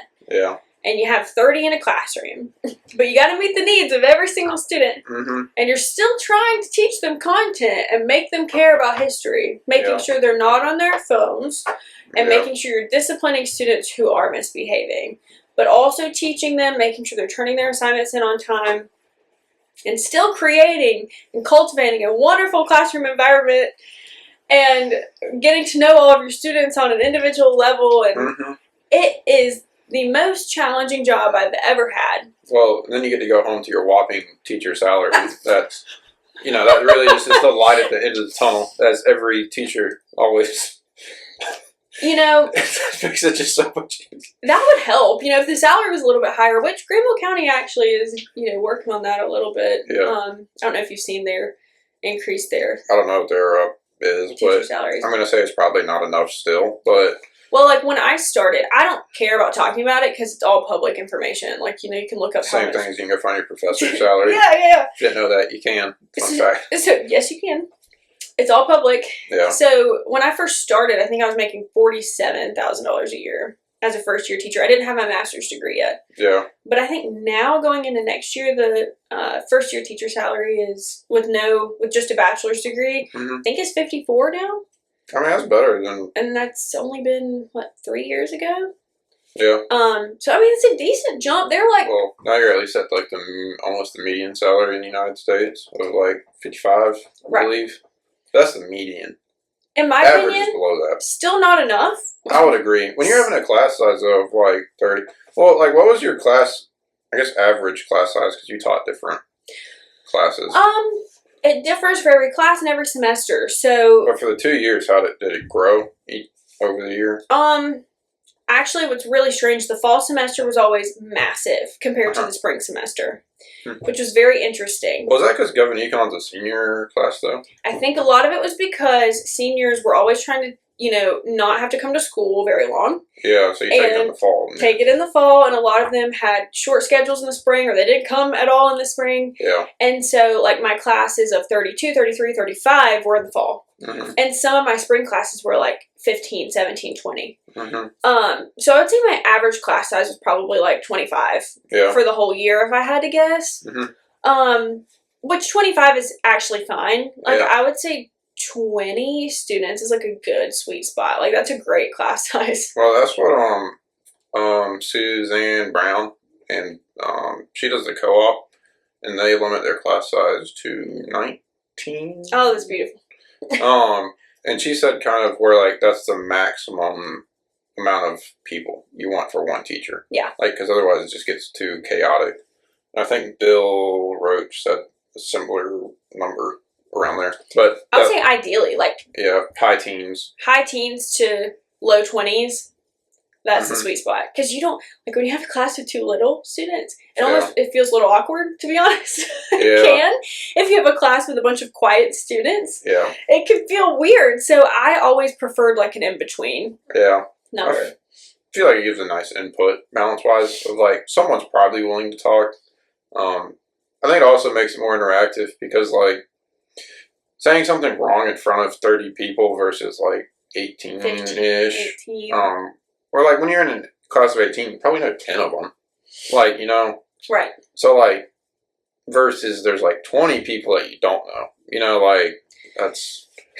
I actually preferred my chatty classes. Yeah. Just because at least they were willing to answer and willing to be wrong. Like, it's okay. I prefer you to answer the question and be wrong because at least you're participating and you're putting yourself out there and you're engaged. You know? Were those your bigger classes, though, or your smaller classes? It varied. Really? It always varied. Sometimes I had a small class where only, like, 2 students would be willing to speak, and we would have to work on that, and I would do all kinds of different lessons and, like, change things up to try and cater more towards the quieter classes. Once they got to know me more, they typically felt a lot more comfortable to answer. Yeah. Some students, you're just never going to get them to speak out in class. And, like, that's okay. I get it. You do, although, have to be pushed outside of your comfort zone a little bit. Yeah. Which I think a lot of teenagers are never pushed outside of their comfort zone, and I think that causes some issues when they get into adulthood and in their professional lives. Yeah. We learn about, oh goodness, what's the teacher phrase? The something of proximity. Is it the zone of proximity? It's one of the teacher, like, modalities that we would talk about. Like, you need to push them outside of their comfort zone, but don't push them too hard, if that makes sense. Like, pushing is where the learning occurs, really. But if you push them to the point of being super uncomfortable, then it's, like, traumatic for them. Yeah. So it's, like, trying to find that, like, in between is the sweet spot. That makes sense. That's like if you run a 7-minute mile, you might want to push them to get to, like, 6:30, but you're not going to be like, get a 5-minute mile. Sure. You know, you're not just going to, Right. And it takes practice. It takes work to get to that point. But, no, the biggest challenge that I had as a teacher was the school that I taught at, we had a lot of behavior problems. Every school has. Well, you're at Greenville, right? Yeah. Greenville High School, so many great students. Whether they were honors or CP or even needed remediation, like, so many wonderful students. And a benefit to working at that school is you're not teaching all of the same student. Yeah. Unless you're teaching, like, all AP, then you are teaching all of the same student for the most part. Yeah. But, like, I taught CP, I had a few honors classes. It's great. I loved being able to teach so many different kinds of students. But with that, it's an inner city school, and Greenville is a bipolar mix of socioeconomic classes. Yes. And your diversity is very interesting. The demographics vary significantly at Greenville. Again, which is a benefit as a teacher, but it's also hard to making sure that you're catering to all of your students correctly. 25 people. It's going to be very different learning styles, very different backgrounds. Very different things. Needs that. Yeah, it's like even what they're bringing to class that day of, like, mentally and at home life, 100%. Extremely different.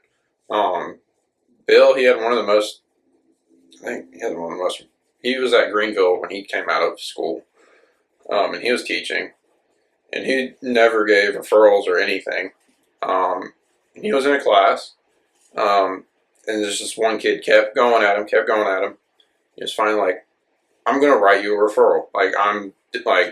This is ridiculous. And the kid got up, and he was like, you think I'm scared of a referral? I got mugged down to my underwear yesterday. And he's like, and at that moment, it took him back of like hit him. Yeah, of like, yeah, this is not you have to be able to like understand like where a student's at. Yeah. And that's where it's like as a teacher, you're not there as a teacher. Not at all. No, I mean you're there as almost like psychiatrist and a social worker and all the above. A therapist. Almost a parental figure for some students because they're lacking it so significantly at home. Yeah. It's actually really sad. Like, when a student would say something like that to me, and I had students living in like girls and boys homes, and they didn't have parents, and they had to walk to school every day, and they didn't know where their next meal was coming from. It really puts it into perspective, and it shakes you a little bit to be like, all right, maybe you should have a little bit more patience and empathy instead of getting upset when they have an outburst in class and they don't know how to manage their own emotions. You need to think about maybe why they don't know how to manage their own emotions and why they can't get along with their peers and what they have going on at home. And it's so difficult to cater to that student versus a student that has virtually no issues at home and they're just there to learn and they're motivated by grades and they want to go to college. Whereas some people don't even think they have the ability to go to college and don't know if they're going to be able to eat dinner that night. You know, and sometimes you would have those two students in the same classroom. Yeah. And it's really challenging to figure out. What do I do with this? How do you cater to that? Well, it's even like, how am I there for them? Like, I mean, you're just trying to make that kid successful, whether they learn history or not, it's, you know, important or whatever subject. Yeah. But it's more like, how can I set you up for a successful life? And that is just a hard spot to be in. Of like, I mean, you can only do so much, but it's kind of back to that, like, how do you make them understand, like, the significance that they have right now, especially like I think athletes are like a common one because Jamie worked with a lot of like kids coming out of Florida. Yeah, and it's like, dude, you just have to get like a C in this class so we can get you out of here. Like, so many of them don't even know the opportunities that they have available to them. Yeah, because they only see one kind of like path or lifestyle in front of them. You know.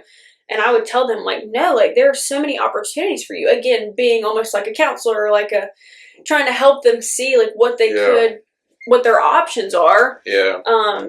And not everyone should go to college. And not everyone it's not beneficial for everyone to go to college, you know. But, like, any kind of opportunities that are out there. And a lot of them aren't aware. Yeah. I mean, it's not like they're going to get aware from the crowd they're hanging out with or you know, whoever's kind of in their life, and that's where it falls, like, kind of on a teacher or whoever is there. It's like now, and that's, I don't know, that's not easy at all. Like, just, it's, I don't know, it's just kind of a failure of the system, almost, of, like, it's not really set up to help everyone if your destination isn't go to college. Yeah. And that's kind of a shame. Unfortunately. Because there's a lot of great people that just kind of get off, you're already off behind the 8 ball, you know? Like, I don't know. That's more depressing than, like, a lot of it. It is. And, like, they put certain programs in place to, like, cater towards, like, career programs that you can do, like, when you're still in high school. And, like, there's some of that available. Yeah. But for the most part, it is catered towards and, like, geared towards students who are going to go to college. Yeah. You know? And some students just really shouldn't go to college. Like, it's a waste of their time and money that some students don't have, you know? Right. Or maybe they should go to tech school and they could go for free and they don't know that that's an option for them and that these programs are available to them. Yeah. But, it's like, teaching is the most it's the hardest job I've ever had and the most rewarding job I've ever had in the same. Sure. You know, like, so it is so worth it, and like, we need great teachers. And we need teachers that care, and I almost felt like I cared too much because it can become a lot on, like, emotionally when you take on a lot of these things that your students are going through and you want them to succeed, and you care a lot more than they care at times, and that can be really hard.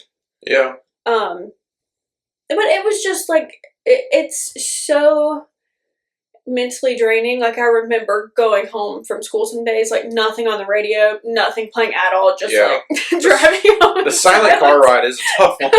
That's not a good place to be. But it's so hard because, like, even now I'm like, I was so passionate about it, and I'm still passionate about it, but it's such a hard job. Mm-hmm. And my job now is so much more flexible, and I have so much more time and energy to do things outside of work. Yeah. But am I as passionate about it? No.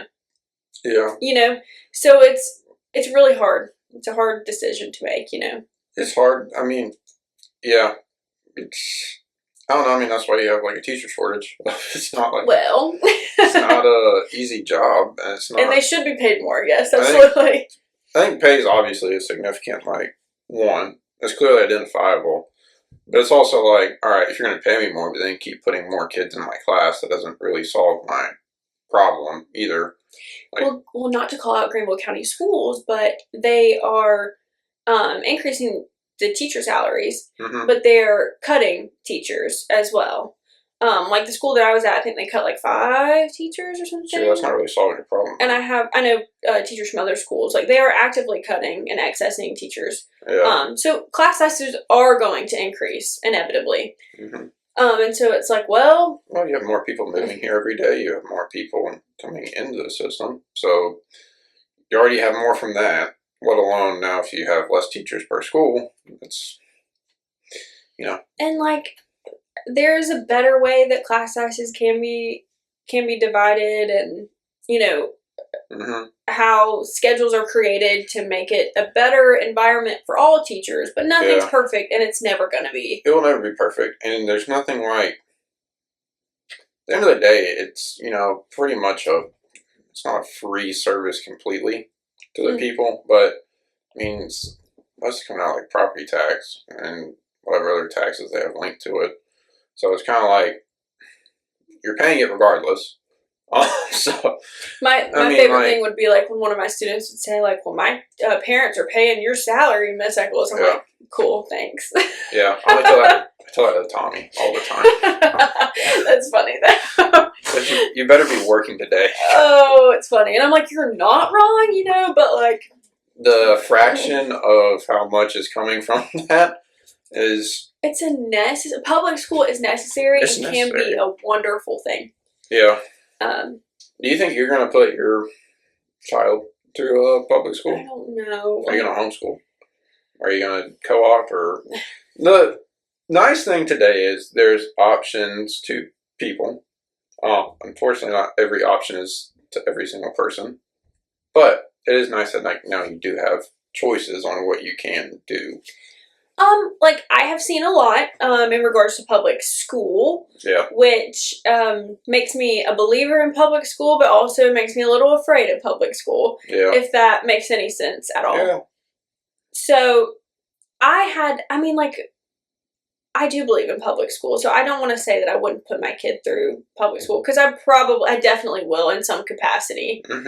Am I opposed to like a charter school or private school up to a certain point? No, not at all. Yeah. Another big issue with public school, and an issue that I found teaching, is I became a very anxious person in regards to safety in my job.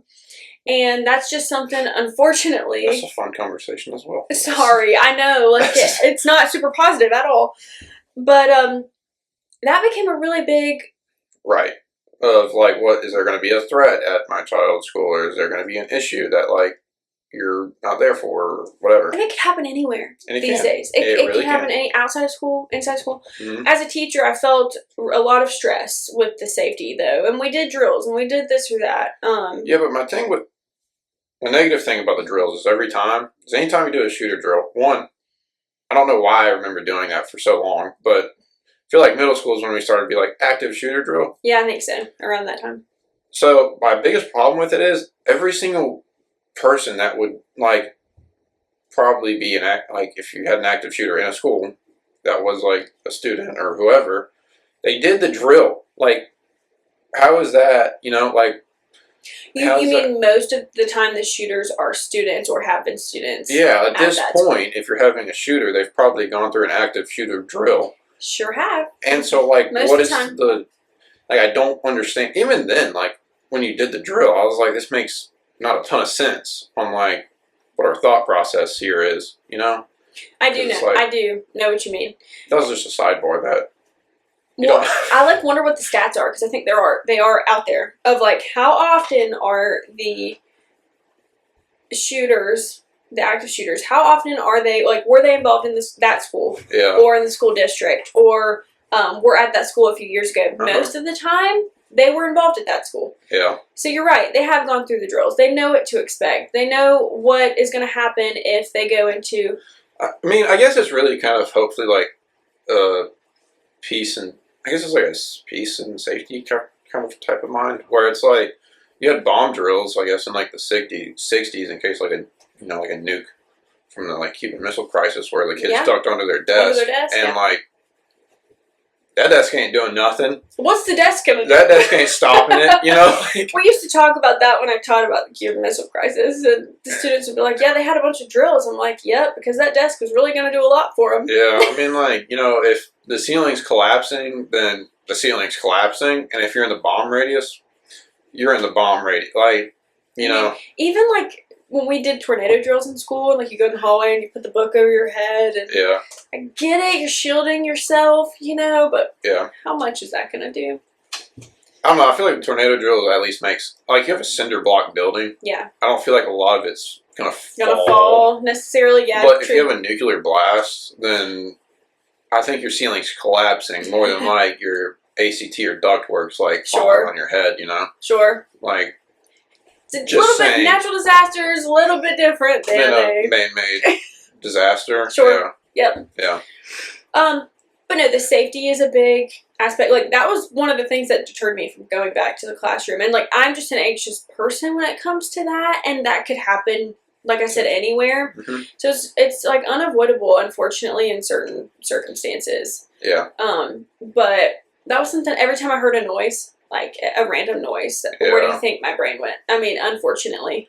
Right. And that was not a nice feeling to have. Would y'all get threats while you were there? Or not? Yeah. We had 2 or 3, I think. And then sometimes you would have these things called like holds, where you just can't leave either your classroom or you can't walk out of the building. Like if something's happening close there's like a gas station robbed or something, and you can't. Yeah. I want to say we did have 2 or 3 threats, though. It was right around the time that there was another big shooting, I think, in a high school in Georgia. This must have been like... Isn't that terrible that we can't even remember the names of like all the shootings? No, it's really horrible. It's pretty bad. Like 2024, I think. Mm-hmm. And there was another shooting, or like maybe several had happened. Yeah. And it almost creates like a trend to threaten your school. I'm like, how horrible is that? That it becomes a trend to threaten to shoot up a school. So, we did have a few threats and things like that. But that's even worse, though. I mean, because then it's like, all right, go about your rest of your day. And like, I don't know how much like the students really like. I imagine some were pretty rattled. Some were probably like got out of class. Yeah, a lot of them. Yeah, a lot of them left. I remember there was one day that we had an active threat. And I don't blame them. I would leave. Like, yeah, I would leave if I could too. I don't blame you. I actually had, I don't want to share too much. Obviously, I wouldn't share names or anything. Yeah. But in my classroom specifically, I had a situation with a student who had a book where they were writing down names of people that they allegedly wanted to harm in some way, shape, or form. And another student made me aware of this. And this student was friends with that other student, and they said they were really afraid and they didn't feel comfortable being near that student anymore. This happened in my own classroom. Yeah. And I had to go report it, and they said they dealt with it. Student came back to my classroom about 2 days later and was never removed, and I didn't really find out any other additional information. Yeah. Do you think the rest of the year I had an eye out for that student? Absolutely. Yeah. I mean, it was just an unsettling feeling. Where it's like, it's been settled. It's fine. Was it? Yeah. Yeah, that's not I mean, that's just that's a very tough one. It's hard to like deal with. I mean, maybe it was dealt with. Nothing happened. Thank the Lord. Yeah. Luckily. Yeah, I mean, it's like glad nothing happened, but it's also kind of like, was there? How much could you really resolve or go like help this kid in 2 days or in a short time span? Yeah. Um, I also had a fight in my classroom. Different situation. Well, that's a different situation. That's not as abnormal. No, not as abnormal, but first semester teaching ever, class of 33, I think. Mm-hmm. End of the day, rowdy class. Rowdy class. Me. 5'4", 22-year-old. Yeah. Mm-hmm. Luckily, I screamed at them and they just stopped fighting, so I didn't have to do anything. That was the good part about it. They like actually fist fighting, like throwing punches and everything. It was more of like a one-sided. This guy went over to the other kid and was punching him in the head repeatedly. Oh, okay. He was bleeding and things, so. But that happened my first semester teaching. How great! I think get it out of the way, I guess. So there's not one reason why I left the classroom, but there are several. But it makes me sad because I miss aspects of it a lot. Yeah. And it was very fulfilling, but very challenging. So I might go back one day. I just don't know. Maybe co-op teaching could be something you look at. Yeah. Many positive things about that, or charter school. There are lots of options. There's plenty of options if you wanted to go back into teaching that could work out. That probably less challenging. Perhaps. It's always going to be challenging, but in different ways. It's never simple, but there's definitely easier paths of doing it. Yeah. I always have it in my back pocket, though. Like, there's always going to be a teacher version of me. Yeah. And I don't want to deter people from going into teaching either. Well, it's a very noble thing to do. And I think it's good if you have a passion for it. And it seems like majority of teachers probably have a passion for it. And I bet there's some that don't, but. There are some. What I struggled with was a lot of them would say, like, you have to just learn to not care, not let it bother you. And I'm like, yeah, but that's why I'm a teacher, is because I care about the kids. Like, because I want to develop a relationship with them, because I want to get to know them. And I'm like, I don't want to get to that point where I don't care. Yeah. It's like you have to desensitize yourself. Yeah. So you can just get through the day and get through the bad behavior and stuff. And I'm like, that's not why I want to be in this profession. Right. So why would I go to help people and then not do that? And not care about them. Yeah. That's pretty contradicting. Also, one last thing, and if we can move on from teaching if you want, but a big problem, I think, not to call out the school I was at, but everyone was writing referrals 24/7 all the time. And whenever you got a referral, you went straight to ISS, like the next day or however long it took to process.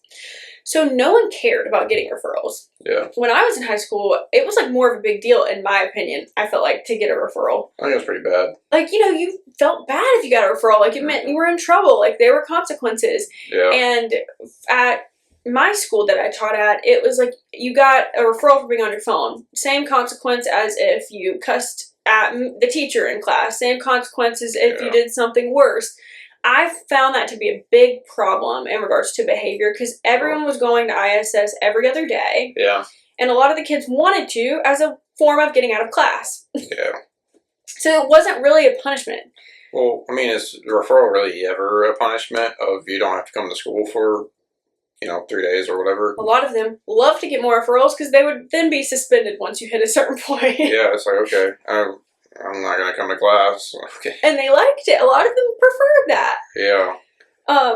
What are you really solving there?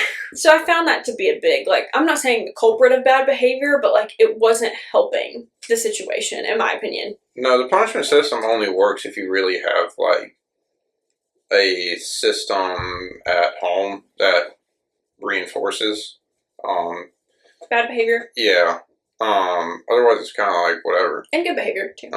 Or if you kind of have parents that think their kid has no wrong, then it's kind of like, that's also an issue. We had some of those, too. Yeah. I bet so. It's like, my kid didn't do that. Or my kid is an angel. And that's it's also the teacher's fault. It's always the teacher's fault. 100%. It's never the kid's fault. No. Their kid would do nothing bad. That's like, if you ever watched the Netflix doc on, like, her name's Mackenzie, I believe. I can't remember the name of the doc, but it's for this girl that, sad, but she killed, like, 2 people in a car crash, like, pretty intentional. Like, she didn't come out and say it's intentional, but... This is what you and Keely were talking about? Yeah. Yeah. I haven't seen it, but y'all were telling us about it. And then they got, like, her Snapchat videos, and it's like, I don't give a F about this, and, like, smoking, like, weed, and, like, just drinking. It's like, yeah, I'm drinking.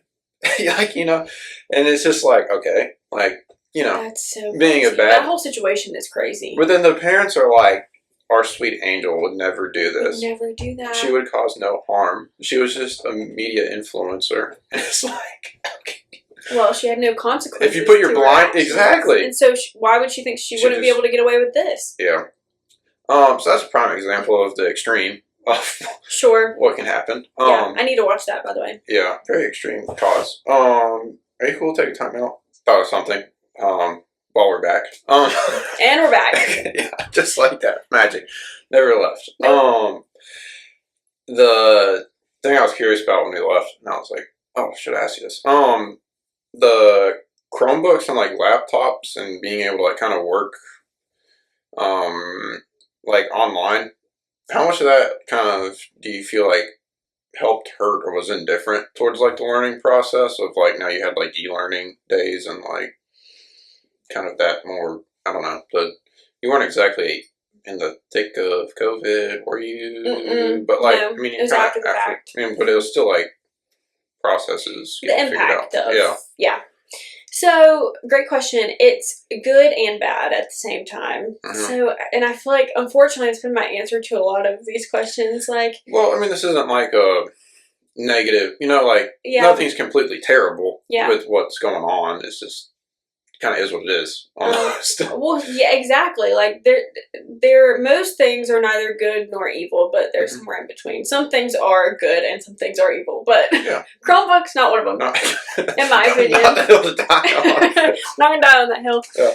But I found them super helpful for a lot of things. Like, again, we could just upload the materials that they needed, and if they needed to be out for a few days, I could share it with them super easily, and they could always look back at my slides because I posted things on Google Classroom, and they all had access to the same thing. You don't have students where some of them don't have access to computers at home. Yeah. Now some of them don't have access to Wi-Fi at home. Yeah. Which is an issue we would run into. E-learning days, like, it's nice to have that option, although I think they're a little bit of kind of toss up on BS in a way. Like, you're not getting much learning done on e-learning days, let's be honest. From the teacher's perspective, I guess it's nice because you don't have to work extra days at the end of the year because they're e-learning. Yeah. Sorry. Yeah. But I think Chromebooks can be super great, super helpful. But again, it's another distraction in class. Mm-hmm. We always had kids on YouTube, and even when they blocked YouTube, there's a way. There's a way. Yeah, there's a way to get there. If there's a will, there's a way. Yeah. And so, like, they are helpful and they are hurtful all at the same time. Mm-hmm. I think there is something to be said about putting pen to paper and, like, reading books, real books, and, you know, like, completing projects and working together with your peers. And I think a good class you should do all of the above. Yeah. You know, as a teacher, it's super helpful and it makes things a lot more convenient. Mm-hmm. Even like test taking, they would take them on their Chromebooks and I can monitor their screens to see what they're doing. Yeah. I actually think it was probably, depends on the situation. I was going to say it was probably easier to cheat before Chromebooks. Because we have like lockdown browsers, and if you're doing it the way I was doing it, I was monitoring their screens. I'm sorry. Like, you know, you're taking a test. I'm going to make sure that you're doing what you're supposed to be doing, because you could so easily not be doing that on your Chromebooks. Right. Like, some of those things, you know, if it's multiple choice, it grades it for you. Yeah. It's super helpful. Mm-hmm. It cuts down a lot on the time. Now you have short answer, and we did projects and hands-on things too that, you know, obviously had to be graded separately. Yeah. But I'm not an advocate of like getting rid of Chromebooks. Mm-hmm. I just don't think they're perfect in the classroom either. Yeah, I don't think they're perfect, but I think it probably evens the like field, which is nice. So I remember even in like our English class, it'd be like, you could bring your laptop, like if you had one, and write and like type your essay or like, on it pretty much, or you had to like write it on paper. Yeah, but if you don't have one, yeah, if you don't, then you just have to sit there and hand write it, and it's like, okay, that's, you know, so yeah, I mean, I think they're probably beneficial. I think it's just the e-learning day is like it's like a snow day, you know? It is. Like, there's actually no point to e-learning except for the fact that we don't have to make up the days. We can call the day. Yeah. Which, I mean, I'm not opposed to as a teacher. It's kind of like a handshake and nod agreement of like, yeah, we're learning. We're learning. We would usually still have to assign an assignment. Yeah. There was a lot of autonomy left to the teachers with what assignment they wanted to assign. Yeah. Or what that looked like, you know. Yeah. So I liked Chromebooks for the most part, but you have to figure out like how to monitor them. Like some teachers are against using this thing called GoGuardian, which is how you monitor their screens. You can like X out of their tabs and stuff too, without telling them, which was funny at times for me. Yeah. But and I wasn't constantly monitoring those, but like during tests and I was watching it, things like that. And we obviously provided the option to do them on paper if a student needed that accommodation, didn't have their Chromebook. But like you said, the fact that they all have them, I think is nice because some students don't have access to, you know, electronics and technology at home. So, did you have AI like use in your class? Yes. Oh, okay. Absolutely. I don't think around that time. Yeah. Was that just kind of like was that up to your discretion on what you wanted to like kind of? I mean, you probably had it for like a year. I think that'd be like more of your second year there. It was more my second year, but it was a thing my first year too. Yeah. It was. I didn't think it was that difficult to deal with because it's so obvious when they used it, in my opinion, to like just straight up write their paper, you know, response, whatever it was, because it's like so obvious. And I would usually typically just be like, hey, come here, tell me what this word means. Yeah. Why'd you use AI? You know, like, it was very obvious. Most of the time, I'm pretty sure we probably had a school policy on how to handle that. Usually the consequences were a little bit different grade-wise from CP to like honors or AP. Yeah. A little bit harsher consequences at higher levels of classes, but most of the time it was kind of up to the teacher how you wanted to punish that.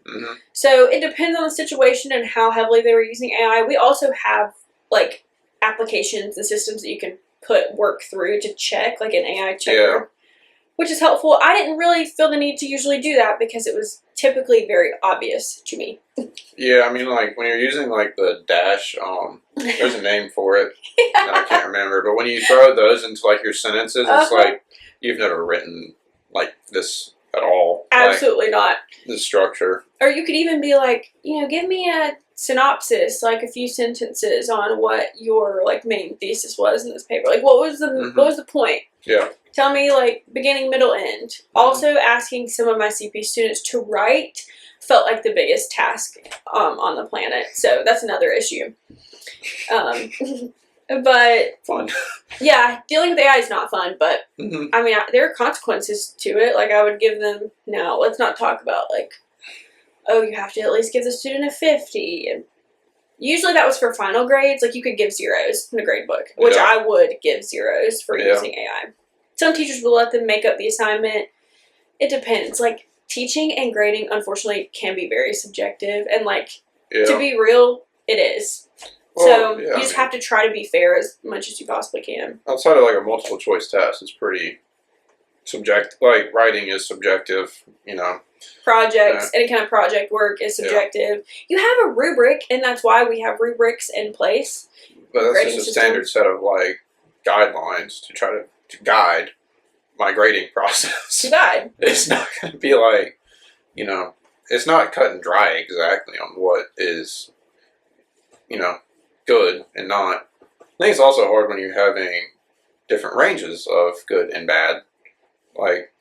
And some students' work that's pretty average might be their really great work. Mm-hmm.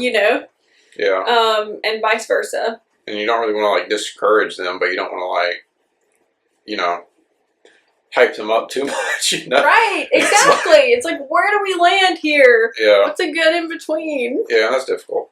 That's not fun. Yeah, grading's a tricky one. I don't miss the grading. I will say that. The No Child Left Behind, though, is a tough one. Of you get a 50, and it's what it is. I heard they were nixing that in South Carolina. I hope so. But I'm not going to speak on it because I don't know. I mean, I don't think it's a very positive thing. I don't like it at all. Okay. Personally. Strong stance for one thing. And that might be unpopular. Yeah, I do. I know most of these things have been well, it's good and bad. Child Left Behind.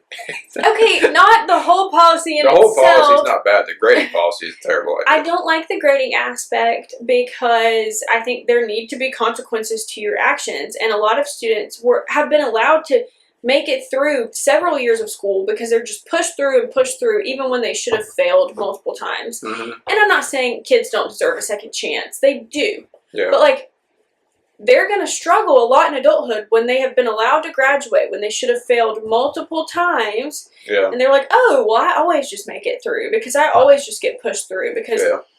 Well, I mean, if you turn in 4 assignments and you get up to the D that you need to just... Well, we had... At the school I worked at, we had this thing called credit recovery. And this was essentially if a student was failing, mm-hmm. And they failed the class, and you would give them one major assignment to bump them up to passing, because even if they had a 20, they're all at a 50, right? Yeah. Once you bump them up. Yeah. And if they did one assignment that would bump them from a 50 to a 60, then they could pass. If they didn't show up for 30 days of the semester, if they didn't show up for 50 days of the semester, if they turned in 2 assignments and they had a 7, if their average was 7, you bump them to a 50 in the grade book. And then you throw in and then you give them credit recovery and they do it and they pass it, they can pass the class. You tell me if that's how that should work. The math isn't mathing to me. No. I'm sorry. You just got to at most a 17. I'm sorry. I just don't agree with that. No. I think it is so silly to allow students to think, yeah, you do the absolute minimum and that's going to get you to where you need to be in life. Yeah, because you just made up all that content you missed out and didn't learn about. You don't have to show up. You don't have to do 75% of your schoolwork. Yeah. And there's still a chance that you can make it. You'll make it. That's not life. No, and yeah, that's where it's just, why? How would that, I don't know how that was ever thought of as being a positive method for anyone. Because it's we want to pass as many students as we can, and we want as many students as possible to succeed and not get left behind. And the idea behind it sounds nice. I think the idea sounds theoretically okay, but there's but also some people could argue theoretically that the idea of communism sounds okay. Yeah. In practice, it hasn't worked out too well anytime. I hate to be the bearer of bad news. That comparison. Not the same thing, but whatsoever. I mean, there's similarities of the fact that you're just saying everyone gets a high school diploma. You just deflated what a high school diploma means. 100%. Grade inflation is also another issue that kind of goes hand in hand with this. Of now every kid has, an A average, because if you give them anything less than a B, then you're a terrible teacher. And also you have your own teaching guidelines that or your report of what's your grade average. Mm-hmm. And you don't want that to be low. Super low, because then it's what are you doing wrong? Yeah. Yeah. So you can't be strict, really, or as strict as you might be. So you kind of have to bias it. If you have a lot of students fail, they're looking at you what are you doing wrong? Yeah. And so that's a problem in itself. But, I mean, I think Harvard's trying out now that you can only give 20% of your class A's, which is going to be interesting to see how that goes. Yeah. If they follow through with that. Because how do you decide who's that 21%, you know? I know, I don't feel like you should really limit it either. I think you should just say an A shouldn't be the standard. No. But, like, if you got anything less than an A, you're like, wow, I'm kind of surprised. Like, it's okay to make a B. It's okay to fail something every day. You shouldn't be failing everything. Yeah. But, like, and maybe that's unpopular for me to say as an educator. Well, I think it's like getting a C is not like... I don't think I was ever worried about, like, getting a C in, like, anything. Like, it was just like... I know the lowest grade I'm going to get is, like, a B. Like, no matter what I do. That's so true. Like, you know, if I give minimum effort, I'll probably get a B. Like, not... Which is crazy. At the lowest, it's pretty wild. Like, I'd expect that to be like a C. Like, to be honest, if you're going to say like an A is actually like the best grade you can get. So, I mean, I think those two things I think would help schools quite a bit if you change the grading standard and if you trade the child left behind, which I wish I had a better name because I don't want the child to be left behind. Just say I disagree. It makes you feel like a bad person. It makes you feel terrible to say it, but the grading policy that it brings is not. I don't agree with. Agreed. I agree with you. I don't agree with it. I don't know how you change either of those, but I don't know. Hopefully, Greenville County comes up with something in all their. Is that well? Isn't it federal? Well, that's what I was just thinking. I think it's a federal law. So I don't know what you can actually. Well, we have a system called federalism in the United States. You know, so there's lots of things that differ at the state level versus the federal. But I do think it's a federal. But the state wouldn't have act, or is it an act law? I don't know specifically. I should know probably at a federal level. But then I thought the state wouldn't have like that much say in like how you. Sometimes there are loopholes, more loopholes than you would think too. I don't know enough about. That's also true, but that depends on your legislator. On like, are they willing to go against the federal government? And sometimes federal government will cut funding. Yes, if you do go against, so which we've seen recently on how much funding will get cut. So I don't know if they're exactly jumping, you know, out of their shoes to try something new. And like a lot of the schools just love like their numbers look higher because they're graduating. You know, 95% of students. But that's just the BS part. 100%. Of like the whole thing. It's like you're just inflating everyone's. Like you're deflating the people that are actually good, and then you're inflating all the people that should have gone back to like go learn something or like need like. And you're devaluing like a high school diploma is not super valuable these days. No, it's not getting you really many places. No. Unfortunately. Even like a college diploma is not as valuable as it once was. That's part of the problem because everyone's expected. If you go there, you should graduate. Pretty much. Like, I mean, yeah. And I think there's a lot more value to it of when it's like you went through this rigorous program to get this. And I'm not saying college isn't hard, and it definitely has its challenges. Yeah. And everyone kind of goes about it differently. But I think the how many people can fail? People do fail out of college. People do fail out of college, but what's this like actual statistical number of people that just pass through it? There are also a lot of people that have graduated college that probably shouldn't have a bachelor's degree. Yeah. You know, it's like, how did you? It's one of those topics where it's like, well, it's great that we have all of these programs and opportunities for people at varying levels of education and abilities. Yeah. Like it sounds great on the surface, but then it's like, now it's like the college diploma and a bachelor's degree it's definitely not as valuable as it used to be, in my opinion. No, I mean, statistically, it's also been shown like it's going down and how much like you're paying to go to college versus like the actual job the payoff increase. Yeah. It's gone down significantly. Sure. Like, what's the opportunity cost here? Is it going to be worth it for you to go? And it's actually not worth it for a lot of people. For a lot of people, it's not. If you're going to take out a bunch of student loans, and it's not like a great. If you're going to take $50,000 in student loans every year for 4 years, is that really something worth it, or is it go to a different avenue, go to a tech school, I think there's something great about a tech school personally. I do too. I think going to like tech for 2 years and then going somewhere once you figure out an idea of your life, not a bad idea. Probably a better idea. Financially, it makes so much more sense. As someone who took out student loans, I almost, like, I don't regret my experience because I had a, like, normal college experience. Well, with COVID, like, as normal as it could have been. As best as it could be.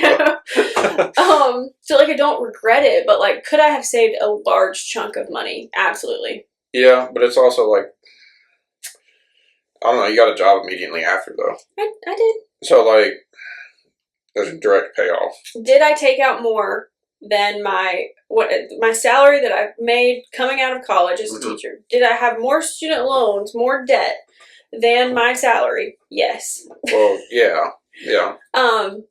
And so it's just like, in so many, I don't want to go down that rabbit hole too, how easy it is to take out student loans, and a lot of students are not financially literate and don't understand what that's going to mean for them in the future. And I know some of that's being limited right now with our current administration. Yeah. A little bit more than it was. But a lot of students don't know what that's going to look like. And then they graduate and they have $150,000 of student loans. And it's like, oh, and I'm making $30,000 a year. Good luck. Yeah. You're going to be paying these for the rest of your life. Yeah. Or they don't pay them, and they defer them and defer them and defer them, and they go into... well, they're not going to go away. They don't go away at default or if you declare bankruptcy. If they default on them, it tanks your credit, absolutely. I mean, like, absolutely tanks it. And I think... I don't know how it works. Never defaulted on my student loans. Hope to keep it that way. Hope to keep it that way. No, but I don't know exactly. I know it's like it's on your it's there forever. Credit history forever. But I don't know how much of that can go away, like what that looks like percentage wise. I think what the new law is that they'll take the minimum they'll take is 1% of your monthly income as like the lowest like payment, to like try to pay it off over an extended period of time. Sure. But to actually like declare bankruptcy and like there's no loan forgiveness, so they will follow you until you die, and whatever your estate has will go to paying those off versus any other loan. Is that just recently that it's changed to that? No, it's always been the payment's changed, like the lowest payment you can get. Sure. But I don't think there's like an actual... I think it depends on who's backing the loan. If it's federally backed, I imagine at some point they probably get... Because I thought at one point there was something you could do where they disappear. Like the loans just basically disappear. There's some forgiveness programs that like depends on what you go into work as. Like I believe teachers normally have like if you work X amount of years. 4 or 5 years in an underprivileged school. Yeah, but do you really want to... I mean, you know... do you want to do that? In a specific area, you can get a certain amount of loans. Quite a forgiveness program, you know? Like, it's not usually all of your loans, depending on how many you have, but it's like a portion. Yeah. Forgiven. And other public loan forgiveness. There is some of that could go on, but the overall thing's not going away until you pay it off. Like right now, you have older generations who took out loans and their Social Security's docked by like their payments. Right. Like, so like until it's paid off, you're not even getting the full Social Security that you should. And then 10 years, you might not have Social Security anymore. So good luck on like how that's going to get paid. They are definitely becoming a lot more strict on taking out loans, paying back your loans. Yeah, I mean, is it a good idea to give a kid $150,000 to go to school at 18? Probably not. Like, well, some of these students don't even graduate. They take out all these loans and they don't finish. And it's like, and like on through like the like financial aid, like FAFSA website, you have to do this like little course, I guess you could call it. Yeah. So you are aware of what your future payments could look like, but an 18-year-old looking at that, it's like, oh, I'm gonna make plenty of money. Click, check. It's fine, and it's usually not fine. Yeah. Well, I mean, yeah, that's not you go to get any other type of loan at 18, and you're not getting approved for it. No. Like, so. Now, there's only so much. There's always been a limit to how much you can take out as a student, but there are a lot of like additional options. But you can go take out private loans on top of that. Private loans, Parent Plus loans. But student loans, I mean, that's the worst thing. I don't know. I mean, it's also like The negative part about it as well is that like college and loans go together because like the amount you can take out is going with how much colleges are averagely like charging because they're correlated. Yep. So every time they're like up the loan limit, then the amount of like how much school's going to cost is going to Tuition's go up, increasing, and vice versa. If that goes up, then the other one's going to go up. Yep. So I don't know. It's great that you're getting people opportunity to something they otherwise couldn't afford. Right.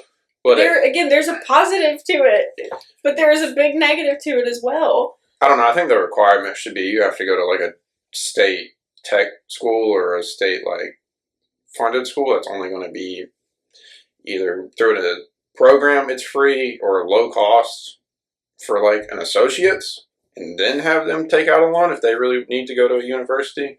And like you have to maintain at least like a 3.0 or something like that if you want to keep this to where it's just not like, okay, here's $150,000, knock yourself out. Yeah. Like that's not really a setting for a program that's supposed to be about getting people opportunities to better themselves. It's not setting them up to better themselves. Yeah, it's going to put them in a hard place afterwards. But that would take their $150,000 payment plus interest down to $75,000. So that would not be fun. I really do think if they tied like a GPA requirement or like, okay, if you want to pursue this and you want to take out this X amount of student loans, then maybe you do have to go to a tech school for at least a year or 2 years with a minimum GPA. Yeah. Well, I think it's just getting an associate or providing associates from a tech school. Yeah. Because most of the time that's free for a lot of people, or very, very low. Well, now you have a lot of high schools that set it up where you can take some form of college classes to where you could probably graduate with a semester or two, or potentially associates, depending on situations. It's a lot cheaper at that level, too, if you take it through your high school. Yeah, and so you could graduate at 18 and maybe you already have an associate's and you can go take out a loan right now and continue on your merry way. Otherwise, it's kind of a safeguard to be like, do you really want to do that? Like, is that the path you really want to take? And there's also just mental developing that's also going on. And so many people change their minds. Yeah. Yeah. Yeah, like how many people change their majors between freshman and like the end of sophomore year? That'll probably be a fun number of like go find out. What are the stats? Yeah. On the flip side of that, though, I work for medical school now, and they have restricted the amount of student loans that med students are able to take out, and it's becoming a big issue for our incoming students and students that are like halfway through. I think some of them are grandfathered in to previous policy, and some of them are not. And so we're having, not me specifically, but I'm hearing of challenges for medical students. Well, that'd be...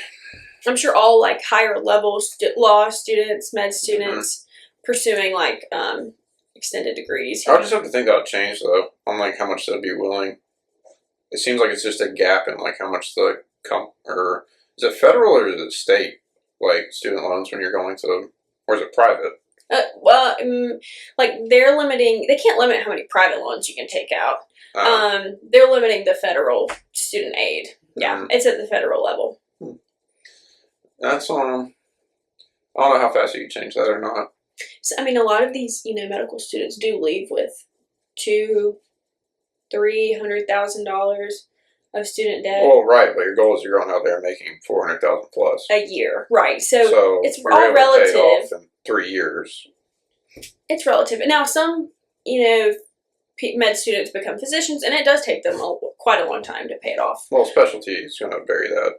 And you can't forget about the interest. Yeah, exactly. Can't forget about the interest.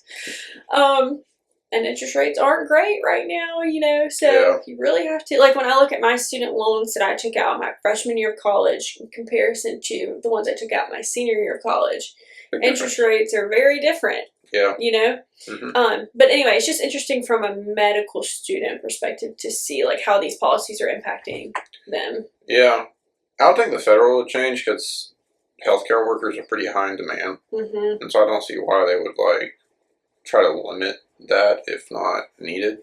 Because they're taking out so many like significant amounts of... That's always been like a standard of like if you want to go into healthcare. Right. Well, at least to be a doctor. If you want to be a doctor, then you're going to have to take out a significant amount of money. That's why I think a lot of them are frustrated, because it's like, well, we need an incentive. Like, it's who can afford, right? Like, out of pocket. You could go make $600,000 once you step out of the school, right? So I mean, like, that sounds terrible. I completely understand what you're saying. That is the incentive, of course. But that realistically is like the point of it, of like how much specialized training you're getting and how much is getting poured into you. That's why it costs so much. It goes hand in hand. It does. It does go hand in hand. Now, should they just not get help? No, I'm not saying that. But a lot of them are just frustrated and trying to figure out how they're going to afford it. And I think a big problem here too is that a lot of them already started med school, or they've already they have a bachelor's degree. A lot of them have already obtained a graduate degree of some sort of graduate training, and then they go and it's all it's all together, right? It's not just, you can only take out this amount for med school. They're counting it all. How much you're taking out for undergrad, grad school, and medical school. And so I think when things were a certain way before, and then now these policies are affecting them that they didn't anticipate to have to figure out, am I going to have to take out private loans instead that have higher interest rates? Or what? I think it's stressful for them. But no, it's not fun to get it yanked out from underneath you. That's not ideal. And I don't even know everything there is to know about it. I've just heard talk, about things are changing. I think July 1, a lot of things are changing in regards to financial aid. So, well, you can go be a nurse practitioner, make a good amount of money, and take out less loans. So, fun fact, if you want a different career, that's what I would suggest. I know a big issue at the med school level is there's not great pathways for medical students that don't make it all the way through. No, you either make it or you don't. Yeah. It's a rough system. That's been a topic of conversation at my work. I can't say I feel necessarily like, do you want a doctor that's skimped out? Like, I'm not saying like skimp, but like they didn't, like if you don't make it, it's just probably not for you, unfortunately. Yeah. Well, I agree. Like it's very rigorous, but it's rigorous for a reason. Like the same reason, like, if you're operating a nuclear submarine, I don't exactly want the person that just was able to fly through. It was on the border of like, I'm not going to make it. And we don't know if they should probably, if they didn't make it through the program, they didn't make it through the program. I'm okay with that personally. Like, I would not want them on the summer. Fine.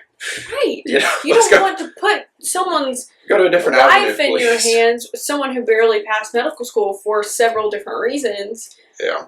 I won't speak too much on that because it's my current job now, but there are some people don't make it through, but very limited amounts of students don't make it through. I think it's the don't make it through. If you don't make it through, you don't make it through. If you skimp through, it's, hopefully no one ever finds out. But you're probably not going to get the same... You can't skimp through medical school that easily. Many issues come up earlier along. I work primarily with 3rd and 4th years. Yeah. And most of the time, there are patterns that are recognized early on with students that they don't think are going to make it. So most of the time it's caught earlier, which is better. But every now and then, you have a straggler that's, how did they make it this far? And do we continue to push them through or not? Yeah. And I mean, that's you can only give them so much grace. They have to pass their exams and their clinical exams and whatnot. That's the thing. If you got to pass your boards, your certification. No one's going to find out after that point, whether you're the bottom or the top. I think it's just more access to, like, where you can go after, I would imagine, is, like, what's affected.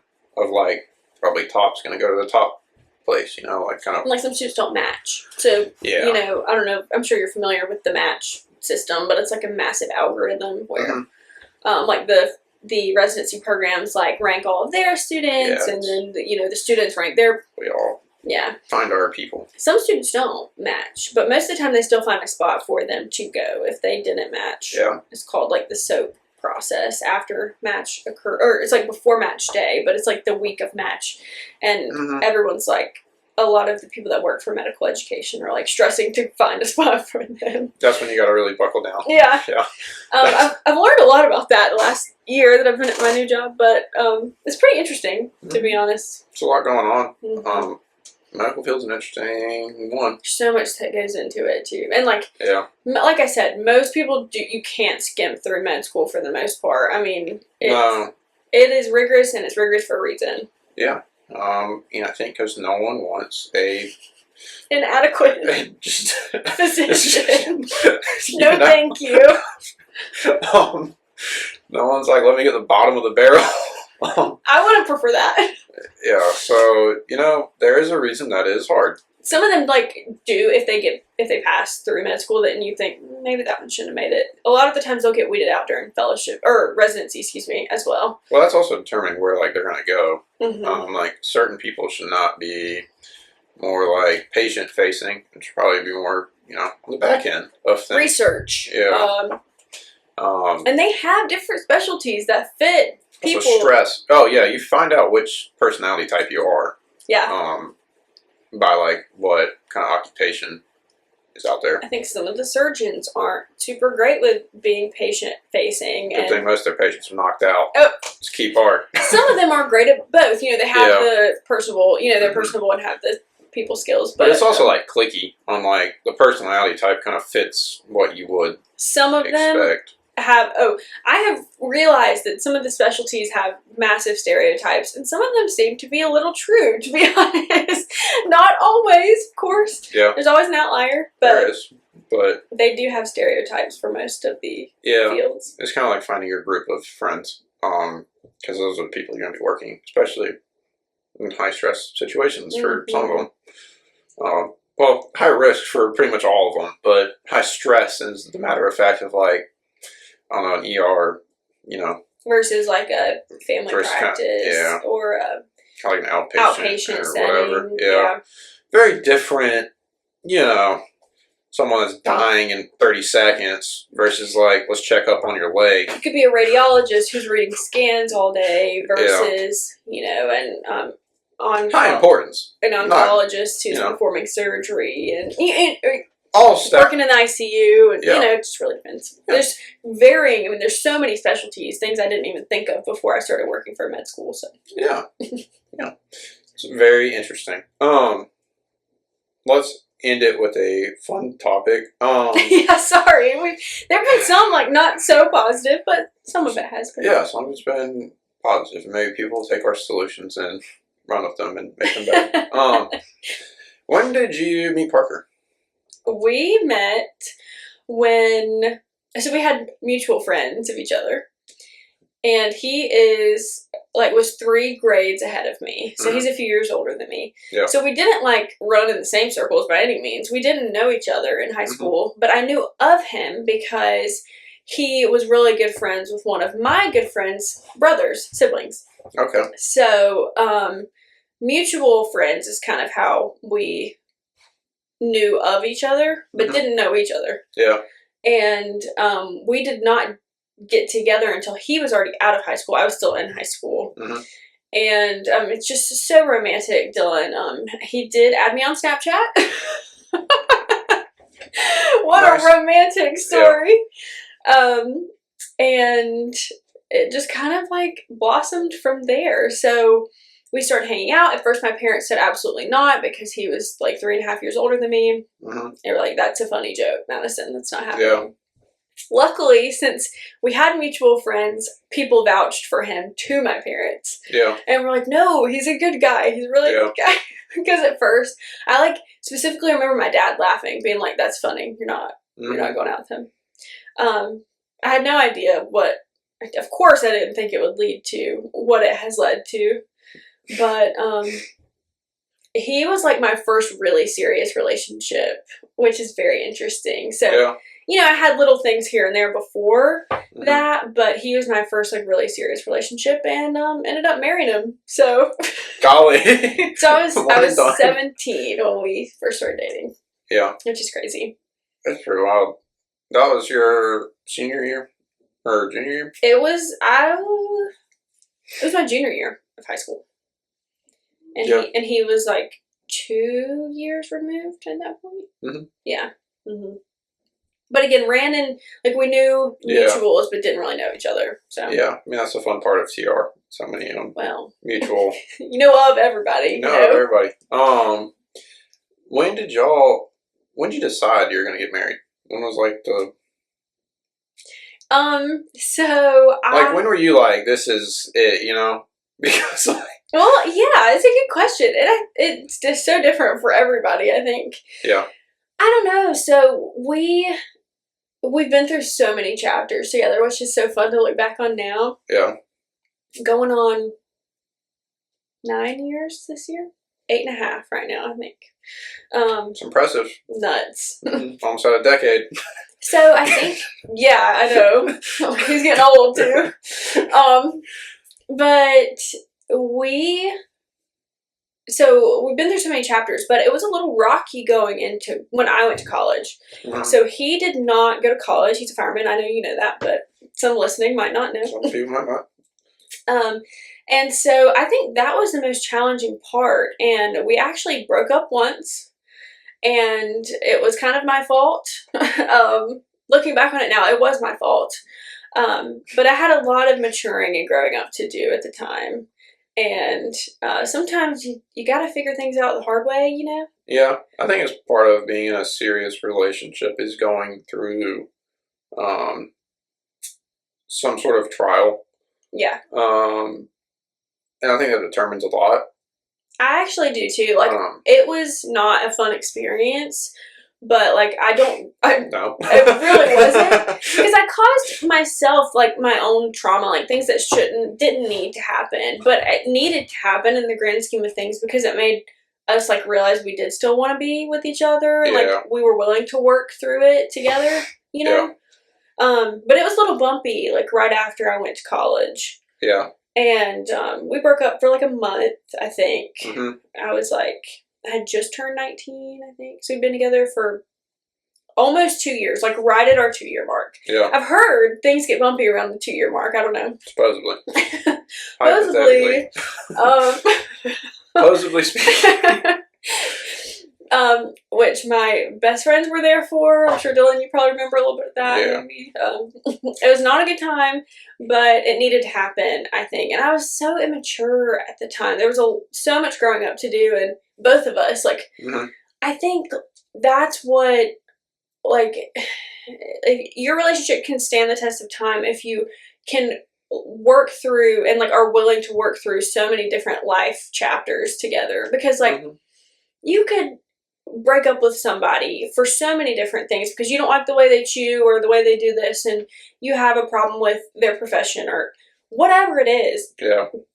But like when you actively wake up every single day to choose that person, mm-hmm. even with the things that annoy you, that bother you, you still love them more than those things, you know? Yeah. And I don't know, I think it wasn't right after we broke up and got back together that I was like, oh yeah, we're going to get married one day. Absolutely mm-hmm. not. Because there was a lot of work to do after the fact. Yeah. And like I said, a ton of maturing. I mean, I look back at myself now and I'm like, oh my gosh, Madison, you know. Mm-hmm. That's part of being like the young relationship is how going through those stages of life together. Yeah. Of like, you're doing life for the first time in a lot of major ways of Definitely. Being completely independent, of going to school, trying to figure out what you want to do, mm-hmm. And then kind of post that of like, what are you going to do, and finding jobs and whatever. Becoming an adult. Yeah. So like along the way, you're also doing that. Mm-hmm. like figuring out yourself and also like juggling your partner and your relationship at the same time. Mm-hmm. I think some people think I'm nuts, and you probably get the same thing too when I tell them how long we've been together and like you were 17. I'm like, yeah. Yeah. Sure was. Yeah. It wasn't always easy, you know. I think that's an important part though. Is like there was always kind of rebuilding together and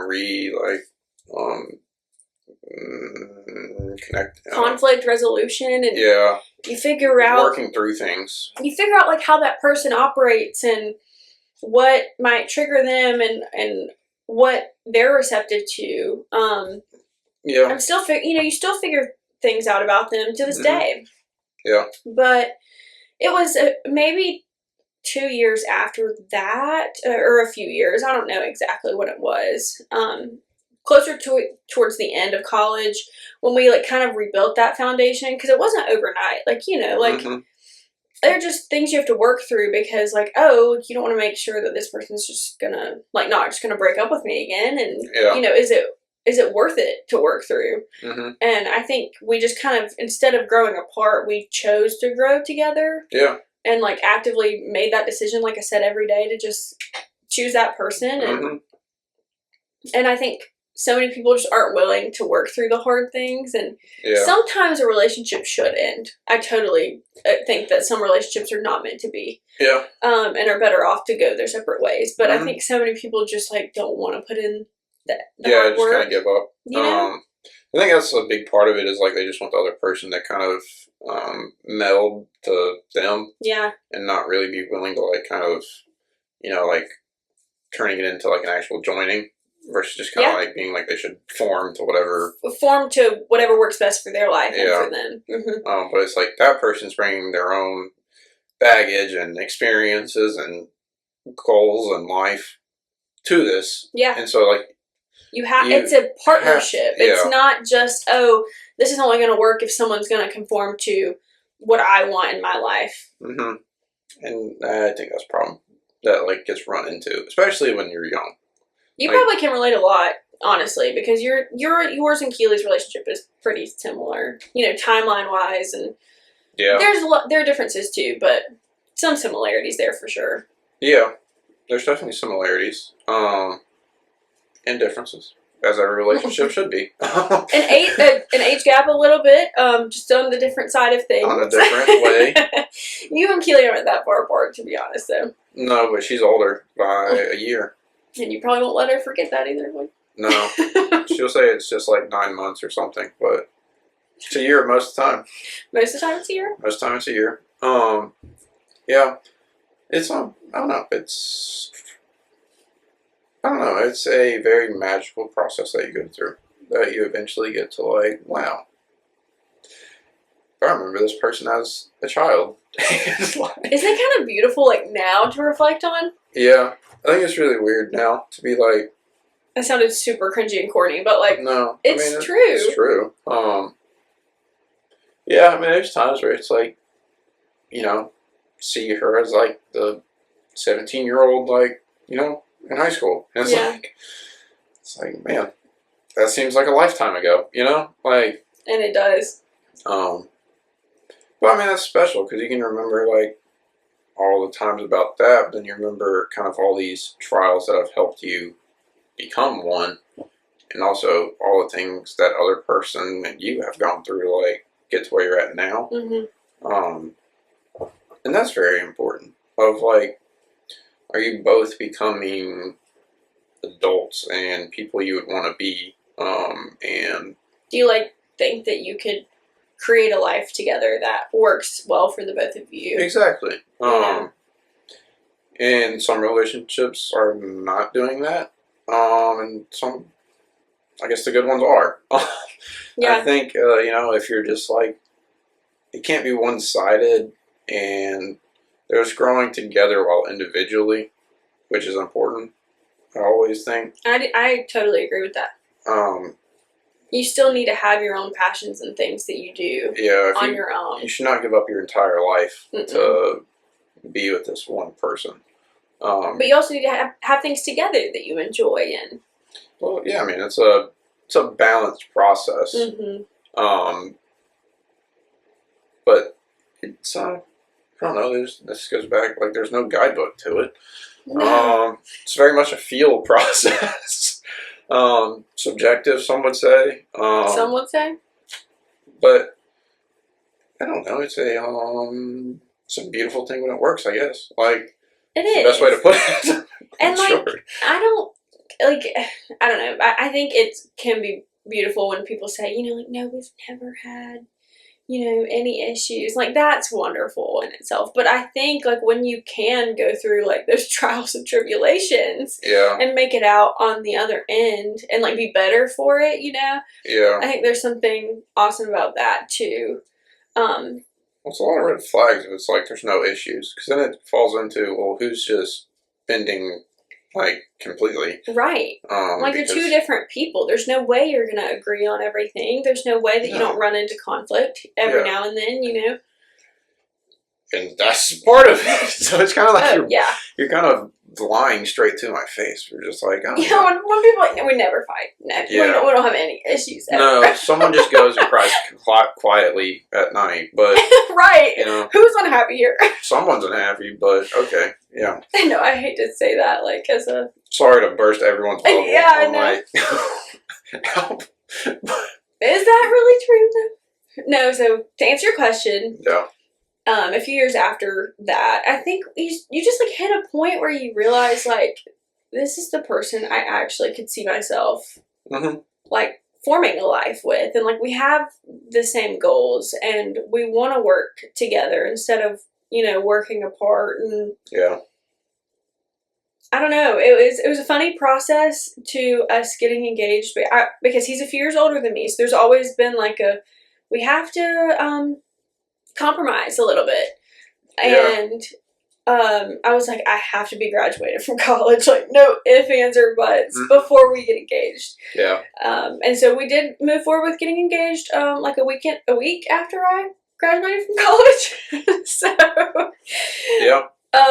and he had just recently bought a house and spent almost every dime that he had to his name on this house. And I'm still so proud of him for that, but like he spent it on the house, spent it on the ring, had like no money left over, and we just like had to build a life together, and I was just going into like adulthood and graduating from college and getting my first job and like all of that. None of it was easy, Then we got married a year later, and it's just been so fun. Like I think a lot of people nowadays are like turned off from marriage a lot, like people our age. I think not as much so much in the South, like we see a ton of people our age getting married, but I think like the culture, like in the United States, a lot of people are moving away from getting married, and like not everyone should get married. Totally, I agree with that, but I also think it's like such a great thing. Like I love being married. I think a lot of people say there's no difference, like I disagree with that. I think it's like a beautiful commitment, and like you're seeing yourself, you're not marrying somebody for just the person that they are today, but you're marrying like the person that you hope to be sitting on your porch with when you're 80 drinking coffee, like and you need to be best friends with that person. And I don't know, I think it's beautiful, a beautiful thing, and it's super corny, but I think it is. I think there's something special to it. I think it's, I don't know, I guess lifestyles are just different everywhere. So I don't want to make like a super general statement. That's why I'm like, I hate to do that too, because it's not, everyone's lives and circumstances are different. Everyone's lives and circumstances are different, but I do think there is something fulfilling about it that I don't know. I haven't been 40 and single, so like I couldn't completely say like what that's like. We have so much life to live too, so I don't have all the answers solely ready, but no, I would have to think there's something fulfilling about it that you wouldn't otherwise get if you didn't. But I'm not living everyone else's life, so some people really struggle with just the commitment aspect of it all. Like, you are choosing to be with one person and choosing to be faithful to one person for the rest of your life. And some people cannot uphold those vows, And that's unfortunate. And like I said, not everyone is meant to be married, but it's like, in regards to all of that, like you have to sometimes put the other person in front of yourself and like your own desires and like realize the grand, like what is the end goal here? Like what's the point? Like I don't know, I feel like some people get so caught up in like silly desires and things like that they don't see you're giving up short-term like gain and cost of like your long-term 100% well-being. I think that's just something everyone has to grapple with. I don't know. It's a tough one. And it's so different. Like, that's not a universal statement because every situation's different, right now you're having less people getting married. But I don't know. I think this has become a cultural thing now of like they don't want I think the commitment is probably number one. And so many marriages end in divorce too. So like the stats aren't helpful, you know. Yeah, like 50%, right, or something like that. 50%, somewhere in there. It's close to half, if not more. So half end in divorce, and those probably have kids, and so those kids probably grew up now seeing how that goes. You know, because some divorces are nasty, some are whatever, and that can probably deter people from like, I don't want to experience what my parents went through. Make them either skeptical or like the opposite, like make them want to have a good marriage. You know, it could go either way. Yeah, but then you could fall too far into like the being my marriage has no problems type of person, you know, and that's not necessarily gonna be the best. There's truly not one size fits all for every situation there is, you know. I think that's like the main consensus. The theme of this episode. We just don't have There's not an answer. There's no correct answer. There's not a one size fits all. Solution to most problems. Yeah. And we'll just go to, what was the best part of your wedding day? Oh, that's a good question. Yeah. It was all so wonderful. Like I wouldn't really change much of anything. The best part, I don't think anyone's ever asked me that question before. Really? You know, well, right. Not like that specifically. Yeah. The best part of our wedding, which is so fun to think about since our anniversary is tomorrow. 2 years. It was also wonderful. I really, like, something that I'll never forget. I mean, I hopefully won't forget any of it. Try not to. You know, memories made. But I loved, actually it was before our wedding, but like saying our private vows to each other were really special. Yeah. We said public vows too, you know, but saying them, like, there was like a door between us and we said them. Of course, I was like boo-hooing, like emotional, but there are just certain things like I didn't feel like I wanted to say in front of everybody. Yeah. I think there's something to be said about keeping it, you know, just between us. Yeah. And, like, that was one of my favorite parts of the day, to be honest. Just, like, having that, like, our actual vows. Like, those were our legitimate vows, you know, to each other, I feel like. Yeah. I don't know. That was really special to me. But also, like, the little moments right after, like, when it's just the two of us and we're, like, waiting for the photographer or we're waiting for someone to come, like, you know, we're signing the marriage license or whatever we're waiting for, where it was just like we got a second to just be us in between, even though all of it was beautiful. Yeah. I think those were my favorite moments. Yeah. Like the more intimate moments. Yeah. I think. Yeah, those are very, did y'all do private dinner together? We didn't. That was one thing, we didn't do private dinner. We ate with everybody. I don't know if you remember, but. Pretty sure y'all was up and down a lot. We were. There's always a lot of up and down at your own wedding. Yeah. I did enjoy, though. It was fun to be with everyone. Like, all of our best friends together. There's so much adrenaline. I barely ate, like, a bite of the food at our own wedding. Yeah. That's how it goes.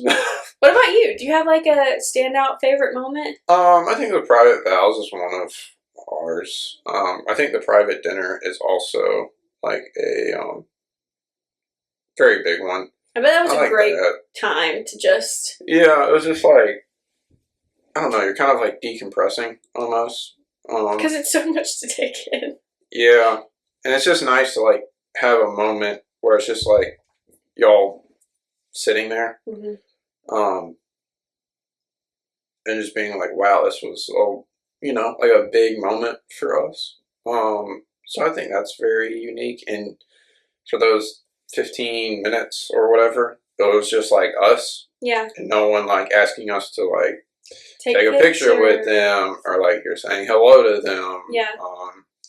That's like you don't get a drink at all at your own wedding because you're just talking to everyone. Nope. That was completely sober. Yeah, you know, like I really didn't have like a buzz or anything most of the night. It was just like I was the same exact way, Dylan, at our wedding. Yeah.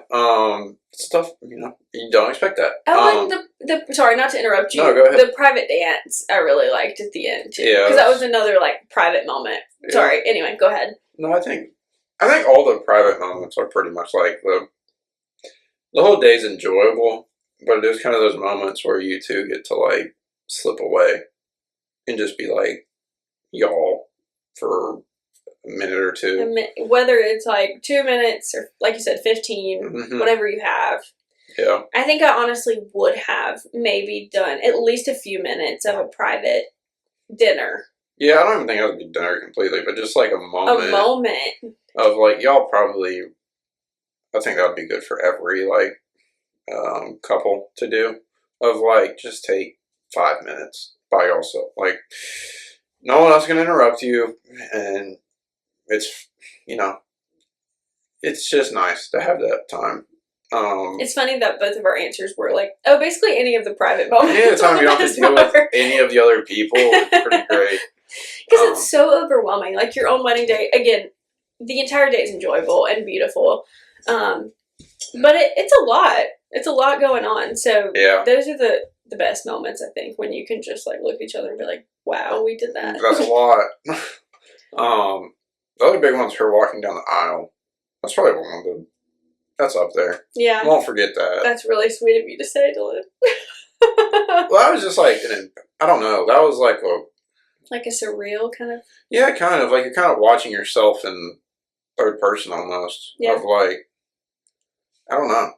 That was a really unique experience, like in a good way. But it is it's like an out-of-body experience, sort of. Yeah. Yeah, I agree. Like I can't really remember saying like the words in our vows or like any of it, and it wasn't like I was blacked out, like not, it's just kind of like I was there, and I don't know. I kind of I don't know how to relate to that. I don't really remember like word for word what we said, but I remember walking down the aisle and I remember holding his hands and, us kissing at the end, and it is a surreal feeling. Yeah. It's like all of your friends and family there looking at you, all witnessing this at the same time, and But then again, it's like it's just you two also like locking in, and like it is a unique experience. Yeah, there was a lot. There's a lot of emotion at that one. I don't know. I guess it all finally hits you from like everything. Keely held it together so well. Yeah. I was so proud of her. I thought she was going to be just boo-hooing. Yeah. I thought so. No. Yeah. It was, I don't know, it was just a cool day to do it, The tiger being there, that was cool. That was so fun. Didn't know that was going to happen. But that was fun, Like, that was a cool thing to have. And it was a surprise to you guys. Yeah, it was. It was very nice. Also, the trolley was super fun. I think trolley was fun. Once again, just kind of hung out there. Just kind of getting... I don't know. It's just fun throughout it.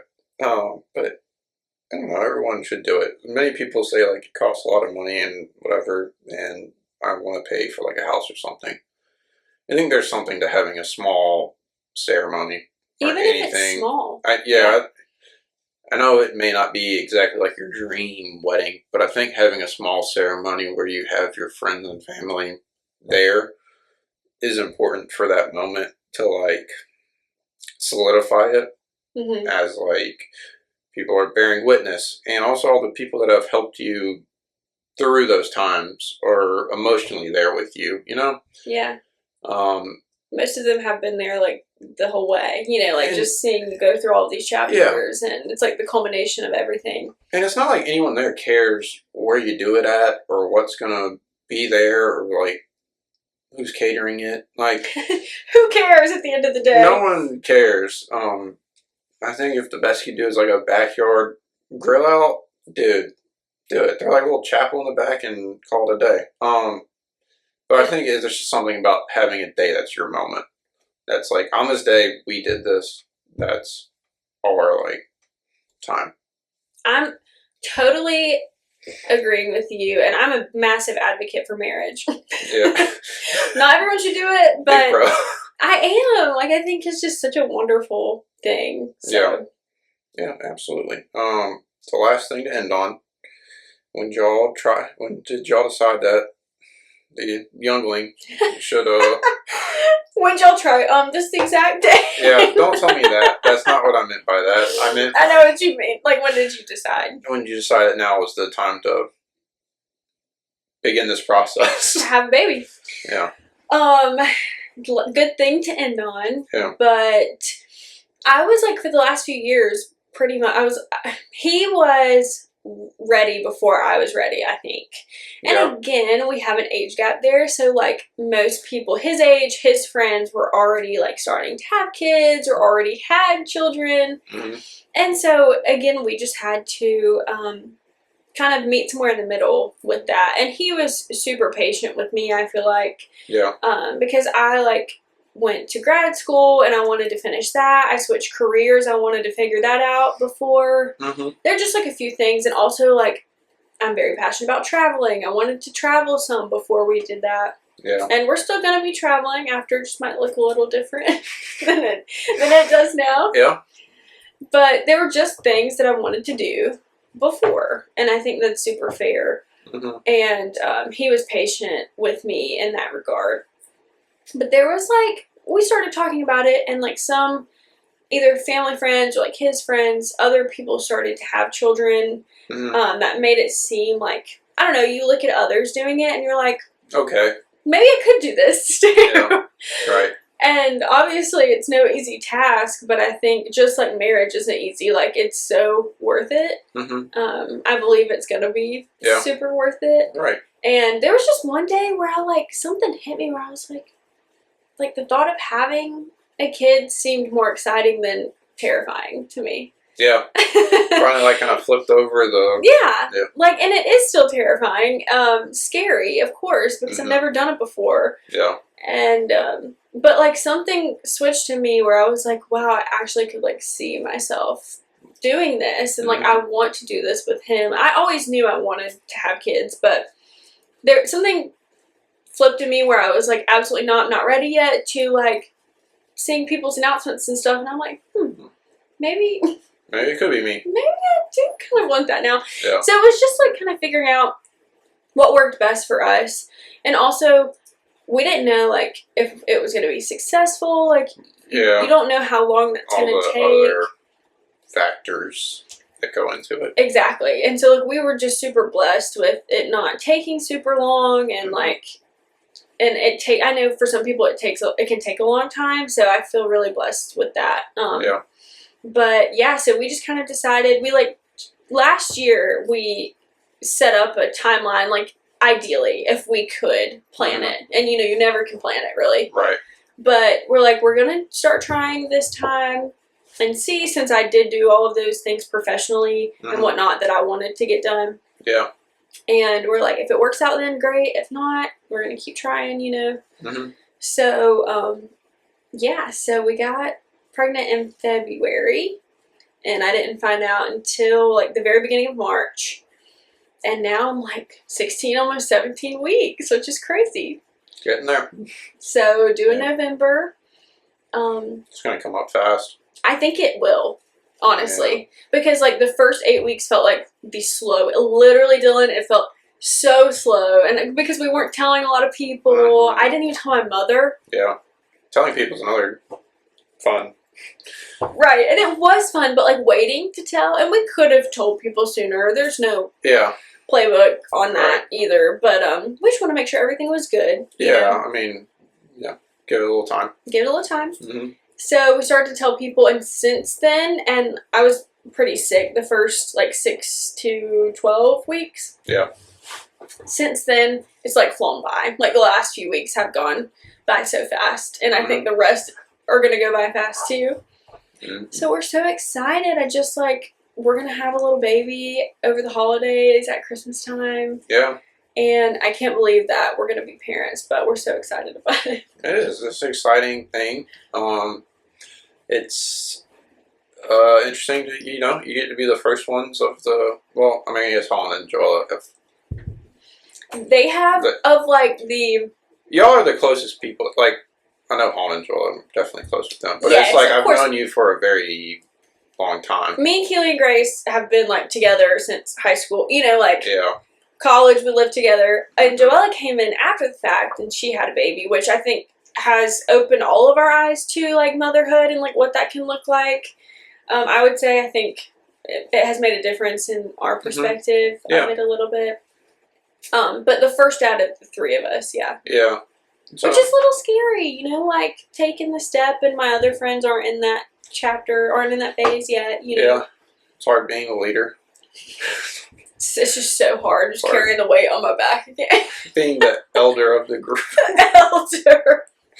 Technically, I am the elder of the group. Grace is right behind me, though. Yeah. No, Joella is the elder of the group, but in us three, yes, I am. Yeah.